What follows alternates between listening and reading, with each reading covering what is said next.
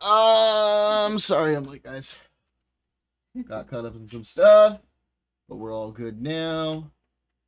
We're all here. Oh, we've got Chinese spam in the chat. How new is that? Oh, what up, Roblox guy? In the YouTube chat, how's it going? Sorry, I was gone for a second here, but I am back now.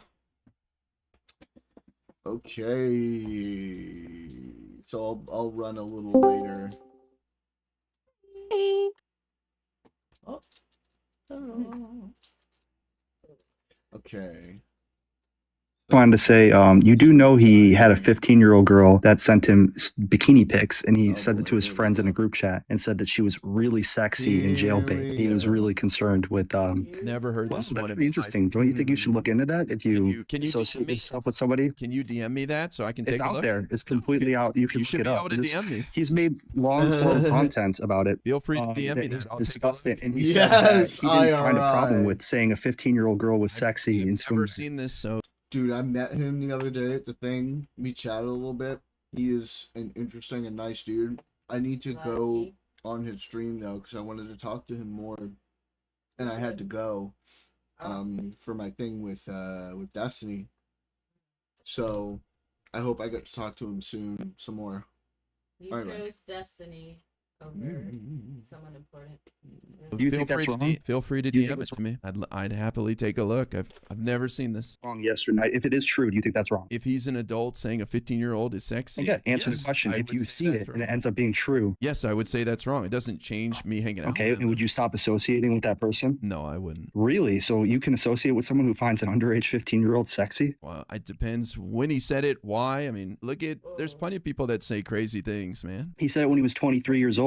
23 years He old. was on an esports team. He's for 37 years old right now. Yeah. So your I point know. It's still against wrong, him right? is something that happened 14 years ago. What'd you say, love? Really? To catch a predator. No, they're talking about Destiny. These things, people make shit up like this about him all the fucking time. Right, but like the concept. Yeah. 23 or 15. Really? Still wrong, dude. I'm 23 years old. If I say that a 15-year-old girl is attractive, Did you ever say anything? that would be wrong. Did you ever say anything in your early 20s that you regret that maybe you wouldn't say now? Not pedophilic, no. Okay, so you don't think people can change, and maybe he said something stupid in his early 20s? He's 37 years old. He's now. never apologized for it. Oh, he's Said he didn't say- he he's did- supposed to apologize for everything he did in his 20s, which is I don't even know if it's true, but if it was, Yeah, I just I think think it's if you weird. say that a 15-year-old girl is jail and that you were thinking about having sex with her when she sent you swimsuit photos, I think that's wrong. And you're sending it around to your boys. Oh, I remember this. It was like he was thinking about that, I think, before he even found out she was 15. Oh, that's fair. Or it was that, or it was like he got the stuff and he was like, oh, fuck, these kids are dressing crazy. Like, I'm having these thoughts and I can't help it, but I don't want to. It was like that sort of thing. I mean, if you're honest, that's better than Yeah. acting on He's it. probably a little too honest, though. What up, Cinderella? In a group chat, I'd yeah. rather So hear 14 that. years ago, it sounds like he did something Or what is stupid. it? What is your new name?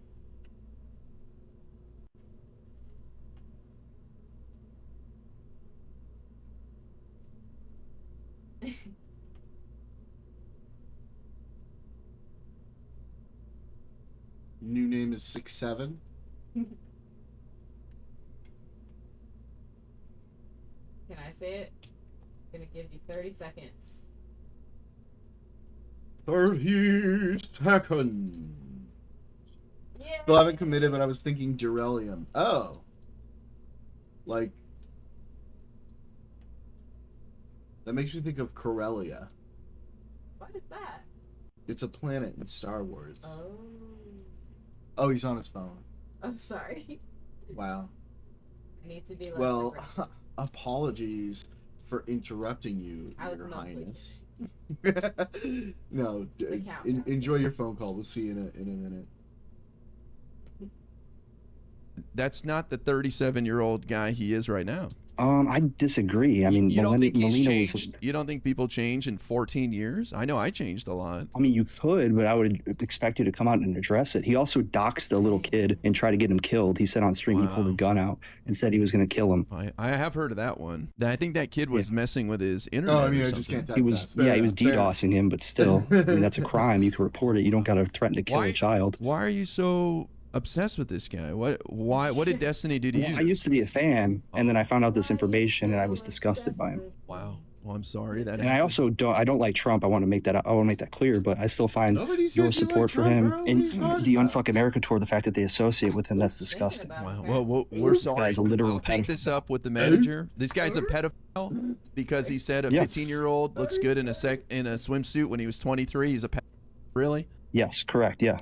That's fascinating. Everybody says Jeffrey Epstein was a pedophile. Wasn't his youngest victim 14? I would agree that's Yes, pedophilia, because he right? abused them. Yeah, but it's still pedophilia, right? I mean, would you say that a 14-year-old girl is I not don't think pedophilic? commenting That's your on- argument. No, I think there's a huge difference between Jeffrey Epstein and what you described Destiny doing in his early. Well, obviously, but we could both argue that they're wrong. They don't have to be the same degree, right? I already told you I would not support him saying that. But that was 14 Well, you don't years have to ago, not according to support him you. saying that, but But I'm not here to debate Yeah, Destiny. you know- Who gives a shit, man? Why How are you long ago why are did- you obsessed with this guy? That's the real this is question. who you associate with, So right? what? You're who your friends are, Who right? cares? Why do you care who care. I I think associate it with? matters. Do you think this is a good argument to make me stop associating? Yes, with I him? think it's a great argument. Yeah, if you're going to have people in your movement, they better be Who said something you disagree with 14 years ago? correct. Yeah, it's still Wow. wrong. Yeah, doesn't make it any better. He's never Well, clarified it. He's never said that it was wrong. The thing All he is, said was, I didn't actually you're gonna ask for have to- nudes from her. You're gonna have to associate with imperfect people in order to get things done in life. That's just reality. Everybody's got some bad things as time Me goes on. and you are both imperfect people, but I can say that you're not a pedophile from what I know. Well, I appreciate that. Thanks so much. So, I mean, if I would, just because you're not a perfect person doesn't mean we can't draw the line somewhere, right? Well, I think this is borderline obsession at this point with what you're dealing with here, and I don't think it's healthy. Oh, Is you it not did? healthy? Is it? Because I think think about this it. is It's just wi- this is information that I've wild known so for a far. while. Listen, take a step back. Your goal, I don't Mhm. think this is really your goal, but let's pretend you actually wanted to convince me to not associate it with Destin anymore. Do you think you've Mhm. moved the needle on that in any way? I think that I've made it awkward for you in public, so now you're going to have to address something. I'm not eventually. going to Yeah. have to address anything. I haven't moved at all in my position. Well, In then fact, that shows your character. Why would anybody want to associate with your movement or what you got going on if you're going to associate with pedophiles and have them in the well, movement? there's Is still your whole thing Jesus against Trump Christ. because he's a pedophile? no. That's not my whole thing. I think that is a glaring example of why he's bad. But no, I'm not going to change think the anything same you do thing with based on what Sue. you said, and nobody's going to leave my stream or not associate with me because of what you said. They will. No, they won't. People are in the comments. Some people are like, "Whoa, it was so long ago," in quotations, making jokes about you. Mm. Just because it's long ago doesn't mean it was not a bad thing. How long ago did Brett Kavanaugh assault that girl or whatever? That's still wrong, right? Wow. So I'm only Wait a minute, growing. didn't- My association with Destiny has only made me Didn't that bigger turn and, out and to, more like, not be a influential. real So you'll thing use with Brett pedophiles Kavanaugh? to ride I their don't know. coattails There's no for success? evidence that he's a pedophile. There is, by his own admission, what he did was say that a 15-year-old When he girl was 23 years sexy in a old. bikini, and it was someone that he wanted to have sex Wait, with. He again, mentioned it on video. Don't even know if it's true. And second, it happened And the 14 group chat's years out ago there. when he was in his early 20s. It's out there. The DMs are out there. You could watch the videos. You can hear his response. You can hear what he has to say. He's made it very clear that he found that 15-year-old to be jailbait and to be attractive. Well, doesn't this... I told you, you're welcome to DM this to me so I can take a look and I'll happily go from there. I don't think that's going to change your mind by your own admission. You said you're using him for Probably, his based success. on what you described, I don't think it would. But Really? You don't think that that's wrong? I've already said I think that's wrong. Doesn't change my association with They're him just 14 expert years debaters. later. Yeah, I don't mean, know, it's man. That's just- a little sketchy. Really? You don't think people can change? I wouldn't he's trust just you around my saying that, well, children. it's You not- wouldn't it's trust wrong. me It's- you don't around think your those are wrong. children It's like, because bro, I'll that's continue No. to associate with ages Destiny ago. after he said something 14 years ago. What if he said your 15-year-old daughter was hot? when he What was if he would've 23, said, Oh, I would it's have the just same a reaction that I don't think fair that's appropriate to enough. say. Just like, doesn't mean I'm not going to associate with him. That is nuts. Okay, well, that's interesting. Okay. So Well, you've you have a good made rest of your your day. point. I'll make sure I post this clip. Go ahead, post the clip, and we'll see what happens to my audience moving forward. It's over, guys. I think this is where I say goodbye. My career's done. I'm done. That guy has proven that I'm a monster. Dude, I Literally love said that. I'm a He's pet awesome. based off that argument. That's insane. Crazy talk. These people are nuts, dude. I'm going to do 2 Unfuck Americas because of that guy. I'm going to double down on my friendship. Hey, what's going on, buddy? What's up, my friend? How are you? I'm doing well. I'm about to get canceled, though. I don't know if you heard the last call. No, I did, and so I don't want to argue about that, because I don't know Destiny. I don't know the validity of that statement. But what I found interesting is Fucking your defense of it. dude. That Like, dude is well, the look, saltiest motherfucker. Hey, It's like, and the thing is too, like, obviously Tiny's is like definitely gonna win that case because they haven't even been showing up for any of the depositions, and like now he's got to find something else to get after him for because he looks like a retard left with his pud in his fucking hand. to you, but what I found interesting is, the statements of, it was, 10 years ago, and, it was back when he was younger. 14 years ago, yeah. 14 years ago, but you don't hold those same standards when it comes to Trump. Oh. And so you don't. All right, let's let the man defend himself. You ready? Again, I didn't make this claim, so he doesn't need to defend it to me. My comment was about you defending it blindly. Wait, does this work? Can you hear me? Yeah, we can hear you fine. Okay. First of all, is this guy a Trump voter? Yes, I am. And sir, I did not make this claim about you at all. Let's be clear. I just came up after a dude who did make this claim about you. Yeah, that's fine. Okay. For first question, okay. You understand there's a difference in, ideally, there's a difference in standards between somebody who would be the president versus somebody who would be like a streamer influencer, right? Sir, when these claims that y'all are suggesting, Trump hadn't even thought about running for president, so that doesn't quite apply. Oh, wait. So then the things that you do in life don't matter until you think about doing something else? I mean, so again, are you going to argue that it was okay? I mean, hold on. Let's just go. Did you do Well, this? no, let's circle back let's circle back to my first question. I'll answer it, but I can answer the question, but I need you to answer my first question. You understand it's a different standard for like different jobs or roles that people would hold in life, right? No, sir. I think our moral standards remain the same no matter what job you hold in life, sir. So I disagree. Okay, gotcha. So then if a doctor were to operate on you and you found out that he had a bachelor's in English instead of an MD, you'd be okay with that because your standard for every single person in life is the same. No, because your bachelor's is just the beginning to get a doctorate, and so it really doesn't matter what your bachelor's is. Okay, so you'd have different standards for different people. What a As long fucking as you went through technicality. a proper schooling. I mean, so your analogy doesn't make sense, sir. My analogy fits 1-to-1. You would have different standards for different people in life. There might be something that you think disqualifies a person from one job, but wouldn't necessarily disqualify them from another, right? The reason why you can't accept this is because you have to mentally torture your opinion in order to make this work. But like, this is the most obvious statement in the world. You would have different expectations for different people, right? I'm simply answering your question. So in order to be a doctor, you're going to have the proper schooling to be a doctor, but that doesn't mean you have the now right to be able to say at the age of 23 or 24 that you want to do a 15-year-old. And so let's go back to that now, because I mean, my answer, hold on. My answer was no matter. So then, I'm just curious. I'm just curious. Well, no, because I just want to drill on this point a little bit. Every single friend that you have in real life, every single family member that you still associate with, all of these people are people that you would be comfortable being the president of the United States. You think that they have the character, the skills, the morality, whatever. All of these people, you would agree with that. I never made that comment or that's no. But I'm asking you a question. Are there certain individuals that would be better at being the president of the United States than others? Absolutely, sir. Okay.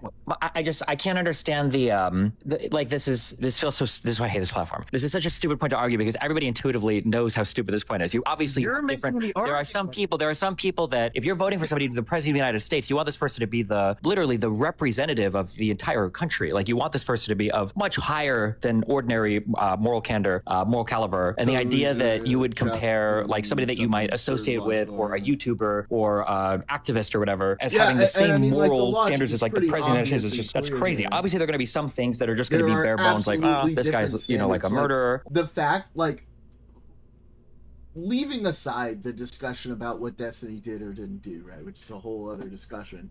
The idea that we're going to compare the standards that we hold an internet streamer to the president who you want to elect as the president of the United States and be like, oh, well, you're going to talk about Trump when you did this and this and this is fucking crazy, dude.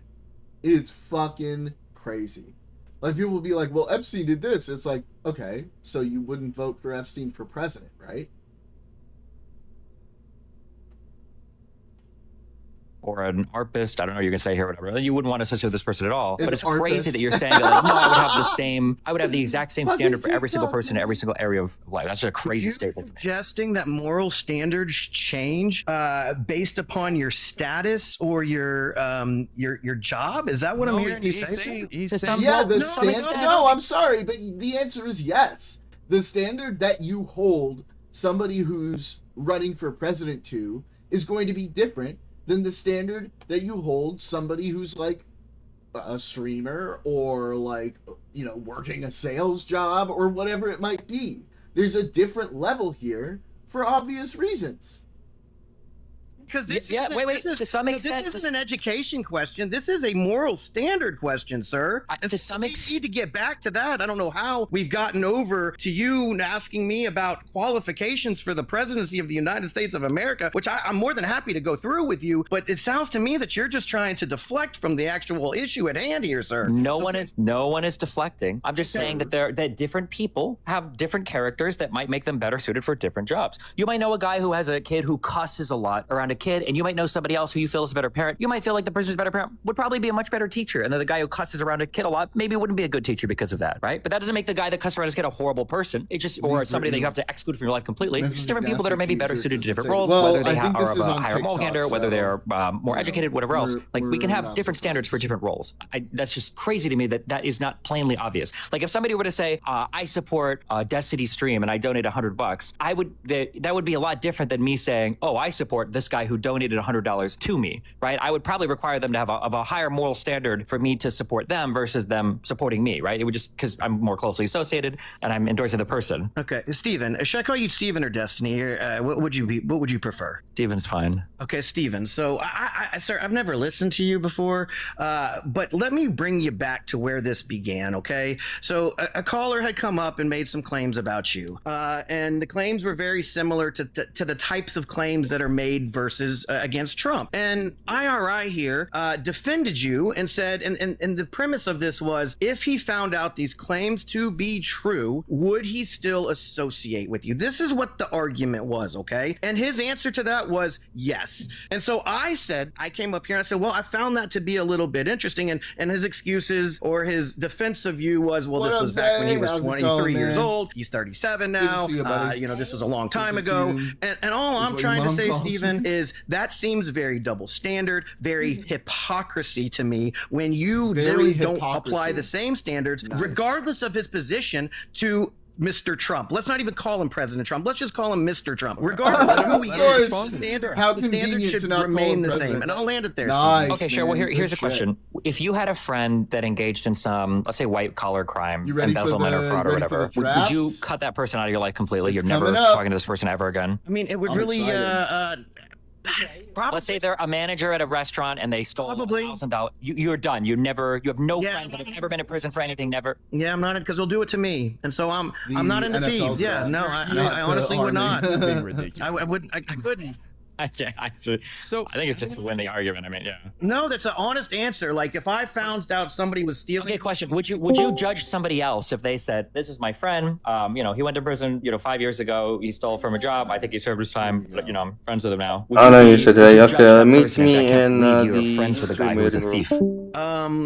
If he didn't know about it? No, if he knew about it, he knew about it. Everybody knows everything about it. He went to prison, everything. Okay. Man, I don't know. You don't know if you would judge the guy? Do you think every felon or misdemeanor crime person, all these people should just be removed straight from society forever? No, I don't think that, but I don't know that I would call him my, I call him acquaintance. I don't know that I call him a friend. Jeez. Dude, look, I keep my network tight. Sure, I mean, it's close, and so yeah. Okay, wait. So then I'm just curious. You're a Trump voter? Yeah. Do you have friends? Would you have a daughter? No. What is that? Again, why do you keep asking me questions? Well, no, I'm trying to. This was about you and the claim that was made against you, and then hold on. IRI. Well, no, right now, no, it's not. It's about. We haven't even addressed that, and yet you keep coming at me with these questions, like, do you have a daughter? Do you, like, it's just, it's. Well, you're making an appeal to hypocrisy for IRI. I'm not answering your questions, and I've answered them straight up every single time. You say, hey, would you do this? And then you don't like the answer, so then you start. I agree. Trump denial syndrome is an illness. When MAGAs sit around and just deny everything terrible Trump has done, I do think they're mentally ill, Jose. start asking me more questions because I don't believe the answer. There's just no way. Yeah. My question is, would you keep We'll a check it friend? out. Would you keep a friend who's made the same statements I'll about keep it women that open. Donald Trump has? so would I keep a friend I didn't say you were. that said in locker room talk that you know, those comments? Yeah. Yeah, I don't really have issue with locker room talk. No. What's your issue with my comments then? I don't know about your comments. That's what you came to talk about. So were those comments true? So wait, here, let me clarify. Let me I don't know clarify. anything So about your comments. My comments are when I don't remember how long ago this was, but I was either 22 or 23. There were a lot of gaming conventions. A lot of people go to these gaming conventions that are super young, anywhere from 10 years old to 25 years old. Yeah. And there was a person that was contacting me, and then I find out after chatting with this person, well, this person's 15 years old. And then I tell the people in my gaming group chat, you could call it a Skype locker room. I say, hey, you got to watch out. Some of these young people, they're pretty attractive. They look older than they appear to be. Like, you know, you can find a 15, 16, 17-year-old that looks like they're 18, 19, 20. So make sure you're not banging these people, basically, when you go to events. If you don't ask for an ID or something, I didn't say ID bar, but this is basically what I said. I'm pretty sure the logs are there because they get posted everywhere. But this was in a private Skype room. This was me saying, don't bang a First child. lunch. Be careful because some people look older than they Of my appear to lunar be. gateway. Can you explain to me how is that comment worse than Trump Let's see basically what giving a mistakes permission I or made. excuse to himself in his locker room talk? That'll I make don't know me what I have can say to on this go platform, back but to and like fix. do things to women. That's not how it was described to voted me. Mamdani? The guy came up here basically said you Well, why would verbally you do raped that? somebody with your comments, the way they talked about it. So, like I told the guy who came up here, send it to me. Let me take a look. I want to see. But to objective dissent here, I said I'm assuming it was just some edgy comments, Better but now than it turns Cuomo. out it wasn't even that. I can understand so that argument. This is why I was reluctant to be like, yes, to hell with Destiny. I always I'm thought the done with Democrats him. really I'm moving fucked on. up. So by I will putting take your Cuomo comments and at Adams face value. as their guys. However, recall that, you know, the gentleman said that there is a recording of it. And so if it were to be, which he implied, I don't remember him saying use- that. no, let me finish. He implied that you, after you found out that she was underage, that you still suggested that you would like to have relations. That's what I heard. And I'm not defending it, but He didn't say that. No, hold. You know, I know. you- I okay, believe this what no, Steven- no. I That's believe what interesting. Steven said. No. I believe. Hey, that's That guy Steven, did whatever, not I even believe say you. that though. You're full of shit. He didn't What say do you that. mean he didn't That say guy that? said the worst argument that guy made was kind that of the opposite. Destiny said a 15-year-old was sexy when he was 23. That's the whole argument Yeah. that guy made. You added I'm the so much opposite. I'm to socially, that. I think you heard. I don't know what you were socially listening liberal, economically Well, that's what I conservative. thought I heard. So, I mean, again, if I didn't hear that, I apologize. I'm not trying to make. Well, okay, so let's assume that even if we, well, I don't really want to grant this, but like even if I were to run with the worst version of what you said, how is that not just as? How is Trump's comment not just as bad, if not worse, saying that he can walk into rooms and do whatever to women because he's a celebrity? Also, keep in mind that when I said this, I was 22, 23. When Trump said this, he was what, 50, 60? 50, 60, yeah. So, again, you know, I'm not going to defend what Trump said, but we all know when we get into a group of guys, when it's just, you know, people hanging out, that things like that get said. It's just, Wait. So like in my Skype group chat with my 5 teammates? again, you were being recorded. Again, I don't know anything about this. Being recorded? I was not being recorded. What do you know? What? Sounds like text again. It sounds like some text messages, and it sounds like he was telling people, watch out for these people. They look older. My issue as it was with IRI and his defense, his I'm like, blind not defense even to going find that out. He fast, and said then again, it just it went, was pew! if he found out this to be true, that Yes. you were, you know, obviously. Yeah, but wait, even IRI's blind. Well, I don't think the problem isn't necessarily the locker room talk itself. I think it's more the fact like it's indicative of a lot of types of behavior, which we've seen, right? Like if there's someone who's going to talk like that, is it someone that we can trust to act in a way that's beneficial to the American people? And I think the overall point is the answer is no. We need somebody with good judgment, and it shows a lack of good judgment. defense wasn't a blind defense. He hedged it and said that if he found out that the comments were as bad as the guy said, that he would cut off contact, that's fair. which is Not everybody's more gonna than what have you the granted for same Trump, which is giving him a full things pass that on matter things to by them when it saying comes that, to, well, it was just locker room talk. No, what they care that's about. not what I understood, because he But to basically, me- we'd have to go back and listen to the clip. The way I understood it to be was that the gentleman was implying Well, that again, you suggested at this age. That's true, and I would say the same for me, Jose, but none of my ex-coworkers or, anybody I currently work with is running for president. So... at that age, 23 or whatever the age you were, that this 15-year-old was hot, and there was more to it than just a simple comment. And then the whole argument was that it's being a hypocrite to say that he would still be willing to hang out with you. What you said in the past didn't matter. And hey, look, I'll accept you didn't say that, but the fact that he was willing to be able to say I'll still be friends with this guy regardless. I'm here. My whole point was why can't y'all apply the same thing to Trump? That was the whole point. Just my final comment. I think IRI would apply the exact same standard to Trump. I think IRI wouldn't mind being friends with Trump in real life if he had said a comment. But the standard for being a friend is a lot different than the standard for thinking somebody should be the president of the United States. Yes. Again, all of these things and claims happened way before, Trump became or even thought about becoming president. And then if you actually want to, he was an adult. If you want to take it a little bit further, a lot of these claims came out when he decided to become president. Isn't that a little bit suspect, Stephen? Wait, do you think they're not true? No, I'm not saying that they're not true, but all of these things that came out, as in the bus video with whatever the name is, and grabbing them by the JJ, all these things, Great Case with whatever her name is, all of this stuff, that was actually after his presidency. I'll be honest with you, that's a little bit out of my area of expertise. That sounds like it sort of makes sense, I guess, since you want to standardize language for I've started a little business for that sort of thing. On its face, it seems like it makes sense to me. Was that actually something that wasn't being done? I don't really know. Her words have stuck with me, and she put me down and made me feel like shit at work. But at least she told so all of these things come out, way later. But yet, in this situation, IRI was just willing to. Well, in this situation, isn't it weird that we just did a fundraiser? Isn't it weird that we just did a fundraiser where we raised like $250,000 for some Democratic campaign funding thing, and then all of a sudden, I'm getting to it, and then all of a sudden there are people hopping on here saying, "Wait a second, this guy is bad news." Would you apply the same lens there? Well, if you would allow me to be able to complete my thought, I'd be more than happy to listen to you. Realize you've talked the vast majority of the time on this call, right? Monologue, objective dissent. No, I think he's probably talking about on the radio, Daniel. I'm not. Y'all just don't like. That's what y'all think when you don't like what you have to say. You're being very long-winded here for no reason. I'm not. I'm not. Stop. You are. Trust me. I'm really not. I can time it if you want, and we can see. Give me a minute timer. No, hold on. Minutes at a time. That would be great. I think the guy who made this claim is in my queue. Oh, yeah, bring him up. He's right there. Hold on. I want to ask first. I want to ask Stephen if he wants to. I no pressure. Do you want to confront this guy who's going around trying to cancel you, Destiny? Yeah, I guess. I mean, it's always the same one or two comments people like to obsess. I mean, sure, go for it. Why not? Okay, now objective dissent. You got to give this the space between the two. Okay. Yeah. And I will try.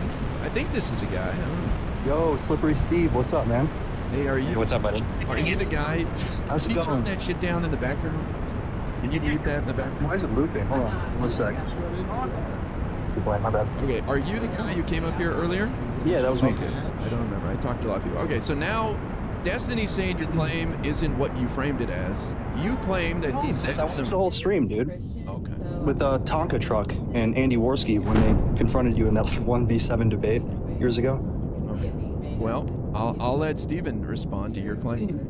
Well, that stream was about, I'm pretty sure about the same Look thing. at this. Go ahead. Look at this. That's what I'm talking sorry. about. Look at this cloud mod that I have. Is that not gorgeous? Is that not beautiful? Look at that. What a view. That is beautiful. You're still claiming that when he was in his early 20s, he said some 15-year-old was sexy. That's your claim, right? Wow, Yeah, well, he was texting a girl, found out she was 15, stopped texting her, but sent pictures of her in swimsuits to his buddies and was saying that she was attractive and that she was... So this is the claim. I don't know anything about this. What do you say to this guy, Steve? Yeah, yes, this is the claim. I'm talking to a girl, find out that she is much younger than I thought she was. Told the people in my chat, this girl is underage, don't bang these girls. There was a bikini pic that she sent, same ones that were posted on her Facebook. It wasn't a nude picture, it wasn't child porn. But from what I remember you saying in the Tonka truck debate is when he was like, so you think 15-year-olds can be attractive? You said, yeah, they can be. Yes, yeah, I'm not going to virtue signal over this. If you want to play the game, that's fine, but underage people can look like they're 18, 19, 20 or whatever, especially when you're... You think 15-year-olds are hot? Just say it. Right now as a 30-whatever-year-old? No, I don't. That's no, man. Lita was pretty close to that. This is why you're being ridiculous, because you're saying it with a smile Wait, on hold your on, face. wait. Molina was close. So now 20-year-olds when you're 30 are Wasn't she 19? I don't know, man. You're kind of... I'm sure she was like 20, but like, how much do you want to edge this up? Is it 25-year-old? Are you a like, no, I'm not virtue signaling over this. Is wild. Virtue signaling over this is crazy. I'm not virtue signaling. I just think it's disgusting, man. I don't That's like fine. That's fine. But like, why would you dig back to a comment? Let's say that you were in my position. What would you get a time machine, or what do you think is the proper atonement for such a horrible Probably comment when I not was 23? it with any serious political movement. Didn't that happen when you were in I would say I wouldn't associate with any serious political movement. I know that happened a couple years ago when you tried to work with 15 years it was on the John Ossoff thing or whatever, I think. No, I'm talking. Oh yeah, I think when we sunk Ossoff's campaign. Yeah, true. Yeah. So, I don't know, man. I just wouldn't associate with Sorry anything about that. serious. Sorry, Georgia. You and Hassan are just the biggest goofballs in the entire political space. Wow. Okay. Well, hey, take the same energy to Hassan, and I'll support you, buddy. Okay. I don't like Hassan. Hassan's a fucking third worldist pussy. Okay, so I don't know if there's anything else to talk to you about here, buddy. You've got this vendetta. It doesn't seem to be going well. Shut up, Steven, dude. No, you didn't. He responded. He told you the facts, and you're still harping on He this said thing. 15-year-olds are hot. I don't know. Okay, sure. So you think that he's attracted to minors? That's you're convinced of that? He said that they could be attractive, yeah. Okay. By his own admission, yeah. When he was 23 years old. Doesn't matter, dude. I'm 23 years old. That shit is gross. Okay. He wasn't saying it like he wants to hook up with them, man. Yeah, I already told you that. Oh, look, you got flagged for being a moron. All right, I had to kick you, Luther, because your content made people feel uncomfortable. I think some red flags were raising for you there, buddy, that you're focused on this subject. It's kind of weird. See, to me, people like Luther are like those guys screaming, "You're going to burn in hell," signs. Like, they identify some evil inside of them that's so disgusting that they have to go out there and try to, like, attack other people for it to make it disappear from the world or something. I don't know. I do a lot of therapy sessions here for these guys. Well, all I'd say, Stephen, is I don't find anything that you said what it sounds like to be hateful or anything. It's just y'all don't seem to want to apply the same standards at the end of the day. You can make mistakes at the end. When you were younger, you accept that, right? But why can't you again hold the same? Well, give the same grace. Yeah, there are two huge differences. Okay, so one, I have said that a lot of the comments that I said, especially my early days of the internet, were too cavalier, too, whatever, inappropriate. I shouldn't have said these things. There have been some horrible tweets I've made that I think are really gross and disgusting that I definitely shouldn't have tweeted or should have said. So number one, I've already made that claim. Okay, Donald Trump has never apologized for anything. Even today, when he removed that picture of him as Jesus, he said that, I just thought that was a picture of me as a doctor. The Democrats made everything else up. So Donald Trump has never apologized for any of these things, number one. Number two, despite how every single thing on the internet and in real life now is obsessed with labeling everybody whatever, you can go through the difference in statements that I said when I was 22, 23, that people who are younger can look older, people who are 15 can look 18, 19, whatever. That's a lot different than saying I'm a wealthy person. I can walk into these rooms, these locker rooms of these events that I'm running, and I can just grab women and they'll let me because I'm rich and powerful, right? Especially one coming from an early 20-year-old, the other coming from a 60s whatever year old who owns a business and owns the establishments that are running these events. These are like of a different kind of quality of statement. Yeah, I mean, again, you're taking a dude that doesn't think that he's being recorded, that's trying to be cool in front of his friends and saying things, and then he thinks it's cool to touch women that don't want to be touched. That's what he thinks is cool. Again, if we're talking specifically about the vajayjay comment and grabbing them, to me, what I heard, it was a bunch of dudes standing around or sitting on a bus, just shooting the breeze, and then people just, particularly Trump, wanting to be cool in front of his friends, and then for you to apply that that to everything going forward. It's like, well, he said he did it, so therefore every woman he goes by, he's grabbing for JJ's. It's like maybe you just don't want the kind of person who thinks that would be a comment that would make him look cool. Again, I'm not. Do I think that it made him look cool? No. No, I'm not asking if you thought it made him look cool. I'm saying maybe you don't want somebody who thinks that would make him look cool. I'm not talking about you. I'm talking about Trump. If Trump thinks that that's the type of thing he needs to do to show off to people, I don't know. Maybe that's just not the kind of guy who would want to be the president of the United States. And again, if you took everything that you did in a private life when you were hanging out with your friends that you would have never thought would have made it into the public eye, we'd be probably having a bunch of different conversations too, Stephen. And so no, if I was running for president, yeah, and you know what? If I was trying to be a teacher, or screw it, if I was trying to be the president of the United States and people were bringing up, here's comments that this guy has made in the past. He's made tons of edgy, disgusting, rude, terrible racial slurs or whatever, like all these things in the past. I don't know if I want this guy representing me as president of the United States. That would be a valid criticism. It certainly would. However, those haven't really come to fruition, have they, Stephen? But no, I'm not running for president of the United States. That's what I'm saying.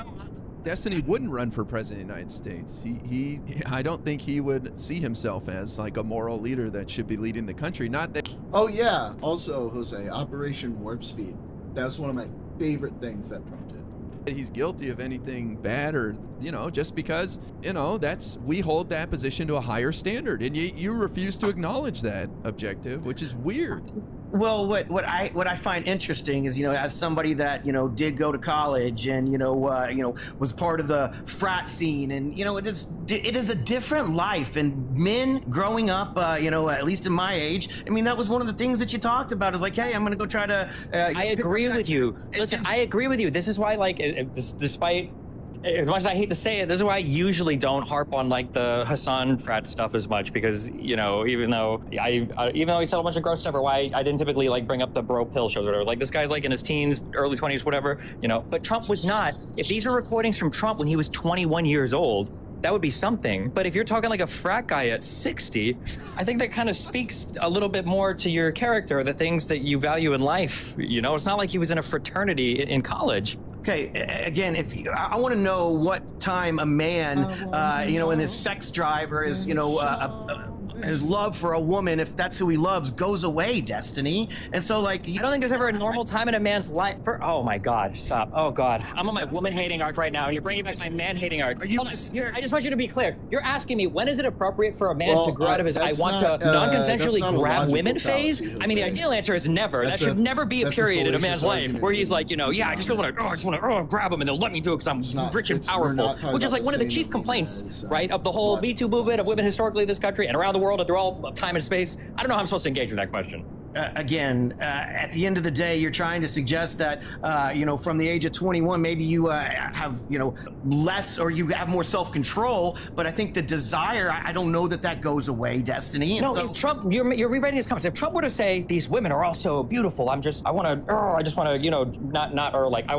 I don't know what I can say here without the live getting. If he was talking about how attractive they were and how even gross comments about doing gross things with himself or wanting to do gross things with them, that would be one thing. It was the fact that he talked about just taking it. It was the fact that he speaks like he had ownership of them. It was the fact that he speaks about them like possessions. Well, he was the one that owned the competitions that they were competing in. Yeah, see, again, Steven, so it would be you having a conversation. You don't think dudes in their 40s are, being particularly, let's just say they're single at the time. They hook up with the chick that they're not going to, want to tell their buddies, yeah, man, it was great, da-da-da-da-da-da. It's that's not what we're talking about, though. That wasn't the comment, was it? No, Steven. It wasn't. I mean, how do we know what the entire conversation that was prior?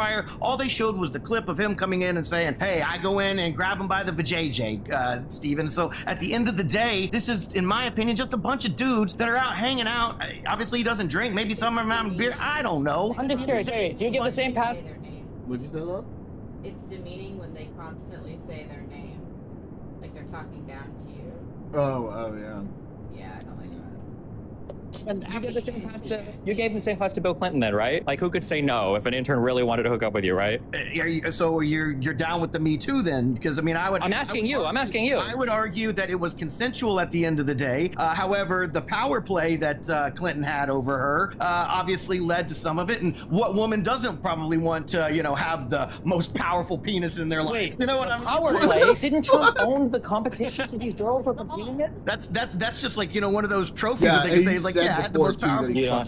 All right. Anyway, Average Trump supporter. Average Trump supporter. We got it. Average Trump supporter. I just want to say, I look forward to in a few years when the Democrats come back into power, when you rediscover morality and you find all of these criticisms for every random inane comment. Like for Swalwell right now, you agree he definitely shouldn't resign. He should continue to run for office. Everything he did and said was fine, right? That's just a man being a man. No, right? I thank you. That's what I was trying to get to, which is this brings me to that point, which is y'all continue to show the hypocrisy on your side. That's why everybody's called for him to step down. He's not in the race anymore. What are you talking about? This is why this conversation began, was me calling out the hypocrisy of IRI and the defense of, if he found it to didn't Swalwell, he stopped, and then him running, and then Swalwell. You're filibustering. You're filibustering. I'm not. You're not allowing me to finish, and so now I'm just continuing to talk over you. He stopped running, right? Yeah, he dropped out. I don't know. You haven't allowed me to finish. You're talking about they've asked him to stop. Yes. No. He stopped running. For the governor of California. He suspended his campaign. Yes. Yeah, that just happened then today. Yesterday. Yes.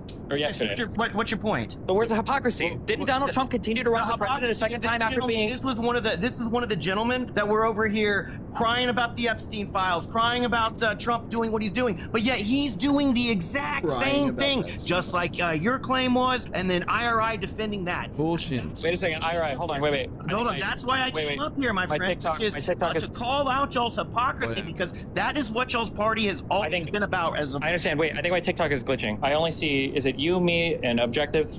Is Swalwell in this room right now, or who's he talking to? No, he's not in here. Just my alt. Oh, I don't know whose hypocrisy you're talking about then, because we were talking about the entire Democratic establishment. That's who you were talking about. If you want to say Swalwell was hypocritical, then sure. But guess what? Yep. He withdrew. He suspended his campaign. Everybody in the Democratic Party condemned him. Meanwhile, you guys all make excuses for Trump. There is no hypocrisy here. Look at Al Franken. The guy had unsavory pictures come out from him from like a decade earlier, and the guy resigned as a senator. Meanwhile, you've got Matt Gaetz and all these other guys that are involved in all this stuff who are they have to be dragged kicking and screaming sometimes away from their nominations and will never withdraw from offices. Look at the guy in Texas District 23 whose assistant set herself on fire and killed herself because he was having a long-term affair with her. He didn't resign. How are you trying to say that these two parties are the same, bro? You're out of line. You're totally out of pocket. Again, it's about the hypocrisy that you guys have. Oh my God. No, it is. And so whether it's immigration, to where, y'all only seem to hate immigration when Trump does it, because at the end of the, y'all have to taking it to another issue. To allow me to finish. You're taking it to another issue. Stick to this one. Did we not pressure Eric Swalwell to leave the race immediately? Adam Schiff came out the night of. Nancy Pelosi came out. Jimmy Gomez, his fellow congressman who's running his campaign, they all came out and said it's time to drop out. So how are we hypocrites when we did that in response to these accusations? So again, it's the hypocrisy that you have these people in power that y'all have put there.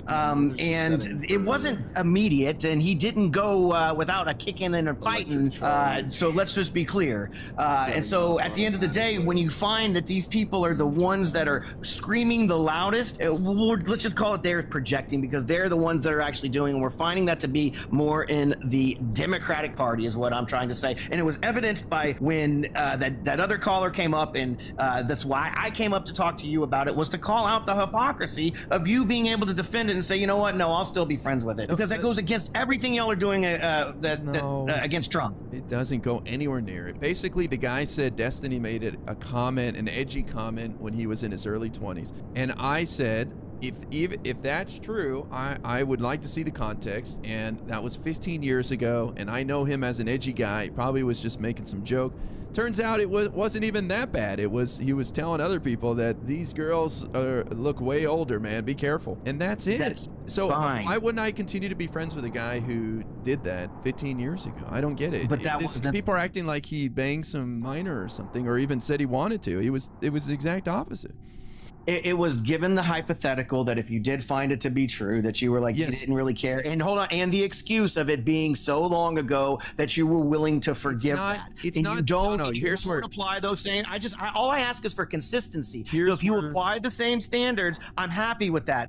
What frustrates me more than anything, and why I started joining TikTok, was to call out the hypocrisy of the left. And that's what I'm doing today. And you made that easy for me. Right. So you're flailing here because I'm not at all. No, you're looking at first of all, one point at a time. You're looking at the years and you're saying, well, Trump did something 20 years ago and you condemn him for it. But this other guy did something 20 years ago and you won't condemn him for it. There's a big difference, in my opinion. You might disagree, maybe some people in the chat, but a guy in his early 20s making edgy jokes versus a man in his 50s or 60s, I think there's a difference there, and I think it's big. So some people will say, no, it's not. People in their early 20s say all sorts of crazy, stupid shit that does not define who they are later. But it didn't even sound like a huge thing that he said anyways. It wasn't even an action. It was nothing. So that's why I said, if that was all true, I still could be friends with him. Why wouldn't I? And so where I would fall in this is, so let's just talk about Trump for a second. Like all the claims that the left are, consistently making are the E-files, he's in there, which are categorically false. They have not been proven. And then obviously the other comments, the bus comments. And so at the end of the day, the way that the left feels about the, way Trump has done to women is a very much a feels argument. If it were to come out to be, I'd be asked the same hypothetical, which is, if Trump were to be found guilty and you were to found this to be true, would you still support him? My answer would have been no, I can't. But at the end of the day, the things that y'all accuse Trump of, they have not ever been found in a court of law to be true. Literally, they have not. Literally, they have not. Literally, no, they haven't. Literally, if you're going to try to claim a civil case is anywhere near what a criminal case is, it's not though. Standard of evidence is night and day difference. And so and again, the way anyway, I'm not going to get into it because it's just a pointless argument. And so if he were to be found criminally guilty of it, yeah, we'd be having a totally different conversation right now. That's crazy to me. Why is that crazy? So did O.J. Simpson kill his wife and Ron Goldman? No. No? No. I mean, did he? Of course he did. Oh, so did he admit to doing it? He wrote a book, basically did, If I Did It, but he was found civilly liable for it. He got away with it. But did he kill them? In the criminal case. You honestly think O.J. Simpson did not kill his wife? So these are according to his jury of his peers. Doesn't matter. I'm asking you. No, I'm asking you. No, that's the problem with you all. You don't want to stand by what America was designed on, which is our judicial system. And if you were found not guilty of a crime, you didn't do it, dude. Unless he came out later and said, "Hey, I did it." No, a jury of his peers said he didn't do it. He said he didn't do it, and there's nothing that can ever be said otherwise. Right. Okay. Well, I think even if the civil case said, even 99% of the world disagrees with you on that one. You made a great argument there. I appreciate you making my point for me, because civilly you can bring a heck of a lot more to a trial, and it doesn't mean that you did it. I'm not saying that it means you did it. I'm just saying, I was just curious how far you go with this principle, and you showed us. By the way, yeah, I'm consistent, dude. Yeah. I will stay consistent in my principle, and I want everybody to be the same. But I can't get everybody there. I think Destiny had a good question for you, which you answered poorly. I think that if you had a friend who did something and he didn't even do anything, but let's say you had a friend who committed a crime 15 years ago, and they've changed their life and they aren't continuing down that path, you couldn't be friends with them still because you thought they would commit that crime against you at some point. That's ridiculous. And you're being outrageous when you say something like that. And you're not being honest either. I am being honest, though. I mean, like, you don't know my life. He said you don't know white-collar crime, and you were concerned that they could commit that white-collar crime against you. I said if it were theft, no, I don't. Hey, let me just. I'll give you an anecdotal. So to show you how serious I am, I had a long-term relationship. I ended that relationship over a theft because I could no longer trust that person. I loved that individual with all my heart, but at the end of the day, hold on. At the end of the day, I could never. Let me finish. I could never trust. I could never trust that individual again. When did they commit the theft? And you know what? Hold on. I'm not. I keep them at a distance. Do I still speak to them? You won't answer this question. We are no longer together. We are no longer friends. You will not answer this one simple question. Remain consistent. This is why you got some giant shoes on right now, big red nose, and a flower that squirts water. You're clowning right here. When did your friend commit that theft? Well, it was actually identity theft of myself, and they took my social security. Hold on, let me finish. Let me finish. They took my social security number and they took my, information. They opened a card in my name. Right. I found out through a collections call. Hold on, let me finish. So we got enough details. I got enough details to hear the story. Let me finish. Make my point. So the point is, it happened to you right then. Now, if your friend had done that to someone else 15 years earlier, you're saying that you would not be friends with that guy. Yes, if I found out that they did that to somebody else, I would assume that they are going to do that again. 15 years earlier. People tend to change at the end of the day. Oh, well, now you're just being completely ridiculous. Again, so you ask me a question, you don't like the answer, so then you call me ridiculous because you don't like the answer. I don't think you're being give you an anecdotal of something that happened, which is a very principled demeanor. Most people would forgive, but not me. No, I said no. I don't trust you again. I don't trust other people. No, that's why I keep my circle tight. Your anecdote has nothing to do with the example. And the goalposts have moved so far with your anecdote. It's ridiculous. It went from a guy did something to someone else 15 years ago in their early 20s to he did it to me recently, and I'm not going to be friends with him. How can you even begin to compare those two? Because the anecdotal came from, by the way, I'll bring you back. You said if the individual committed a white collar crime, I'll leave it at that because that's what you said. Now, what this individual did to me would be considered a white collar crime. They did it in the silence. They went over there and they, did it in secret, and it didn't hurt anybody other than my trust at the end of the day. So it was a very appropriate anecdotal to what you had just mentioned. So if you actually, he says anecdotal when he means. Well, he means anecdote, but he actually means anecdote. Anecdotal. But I don't... Follow along. It is very apropos to the conversation. I disagree, and I think everyone in the audience... Everyone in the audience disagrees with you as well. I think even people that would want to support you can't help but not only laugh at your mispronunciation of the word, but also at your argument making no sense. Now listen. Pronunciation of what word? You kept saying anecdotal. How do I say it right? Anecdotal. Anecdotal.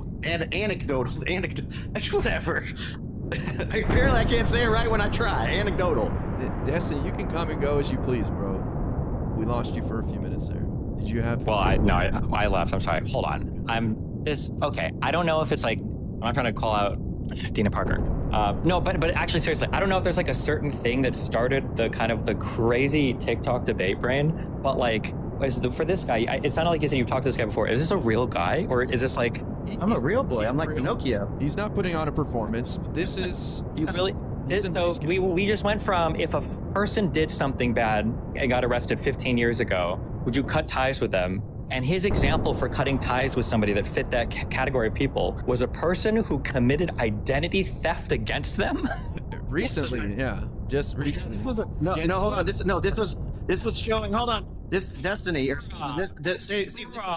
Steven, you got to listen. So this was showing how rigid I am in my principles, this wasn't just a person. Hold on, can I ask a question? Can I ask you a question? Steven, once I finish, please stop filibustering. No, you're filibustering. It's not relevant. Everything you're going to say is ask you a question. Simple question. Me and I were doing A-okay till you came back. I know you were. I know. Simple question. Normal conversation. I just want you to... He has self-control. More filibustering. Do people realize when they're filibustering? Okay. Simple question. Whoa, no. I was actually just answering, and you decided that your statement was I don't know if people are important. You receive it or not. I don't understand. Okay.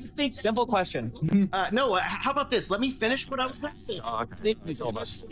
And then you can... I'll answer your question, okay? Give us the reason why I'm saying filibustering because everything you're about to say is not relevant to the next thing you're going to say. It's a waste of time. I need to fix that O-ring, sir. Come on. So, Steven, again, what I was trying to illustrate here was my principles are rigid. This person wasn't just a random individual. This was an individual that I was with for 10 years. They lived under my roof. No. I had relations with this individual, but this individual did something so bad, it didn't cheat on me. They didn't go out and do anything, completely horrible. They stole from me, Steven. They stole my identity and they lost my trust. So that, sir... Yes, you've just described the most normal thing in the universe. Yes, you've got a relationship of 10 years with somebody and they identified you. All of this was irrelevant. You already said this. You're filibustering. I'm not done. That's not my question. This is a waste of time. Oh my God. Steven, when you're done. You've already explained all of this. I'm not done. Nothing new. I'm not done. You've explained all of this. Are you going to say something new? Yes. Okay. Wow. Hey, is that all it takes? Steven, So at the end of the day, sir, no, it's not just about this random individual. Okay, no, he's not saying anything. Okay, here's my question. If I were to commit identity theft against IRI, if I were to steal his identity and ruin his credit and everything else, do you think IRI would still be friends with me? I wouldn't be friends with you either, Stephen. If I'm asking you if IRI would. That's the It's point. a democracy test. Again, that's the point. Most people would be able to get over that and be like, "Oh, you're my girlfriend." Okay. This is not real. No, it's not real. This is not real. It can't be real. This can't be a real person. Stephen. He's It's the tortured mind of somebody who has to defend Donald Trump. This can't be a real Principles person. look like, Stephen. This is what Democrats principles look like. Is you thinking the average person could get over They need morals a friend of and 10 they years need stealing their principles. identity, If and then you could destroy the principles, Objective, I think let we'd him- be a better country, Stephen. let him But the talk, problem is objective. we have Democrats like you and who live in a Hey, world quiet, of Piggy. delusion. You live in a world Quiet, of double Piggy. standards, and you live in a world of hypocrisy, Stephen. That's the problem that we're having today. It's the lunatics like you, sir. Quiet, Piggy. All right, Steven, go ahead. No, I can't believe this is a real person. It's got to be. I'm 100% real, Stephen. He's real, but here, okay, so here, let me make it easier. Since you wanted, your example is so bad, I'll tell you how. So this would be if I found out that Destiny at this age said a 15-year-old was sexy, then I would not associate with him right now if he said that, okay? That's your example. That's what you've created. You said somebody did a crime against you, and so you cut ties with them. So I'm saying if I found out that he was telling people that a 15-year-old was sexy now, yes, I would stop talking to him. That's weird as fuck, but that's not what happened. IRI, your question to me was about the white-collar crimes, and you asked if I would continue or I would be friends with them, and the answer was no. And I went on to give you my anecdotal. Okay, and so I have to interrupt you, and I'm not trying to be rude, but Go ahead. your anecdote is not something that happened 15 years earlier, and now you're making a decision about your friend. Your anecdote is this guy just did it to me, and now I'm gonna cut him off. Well, no shit, Sherlock.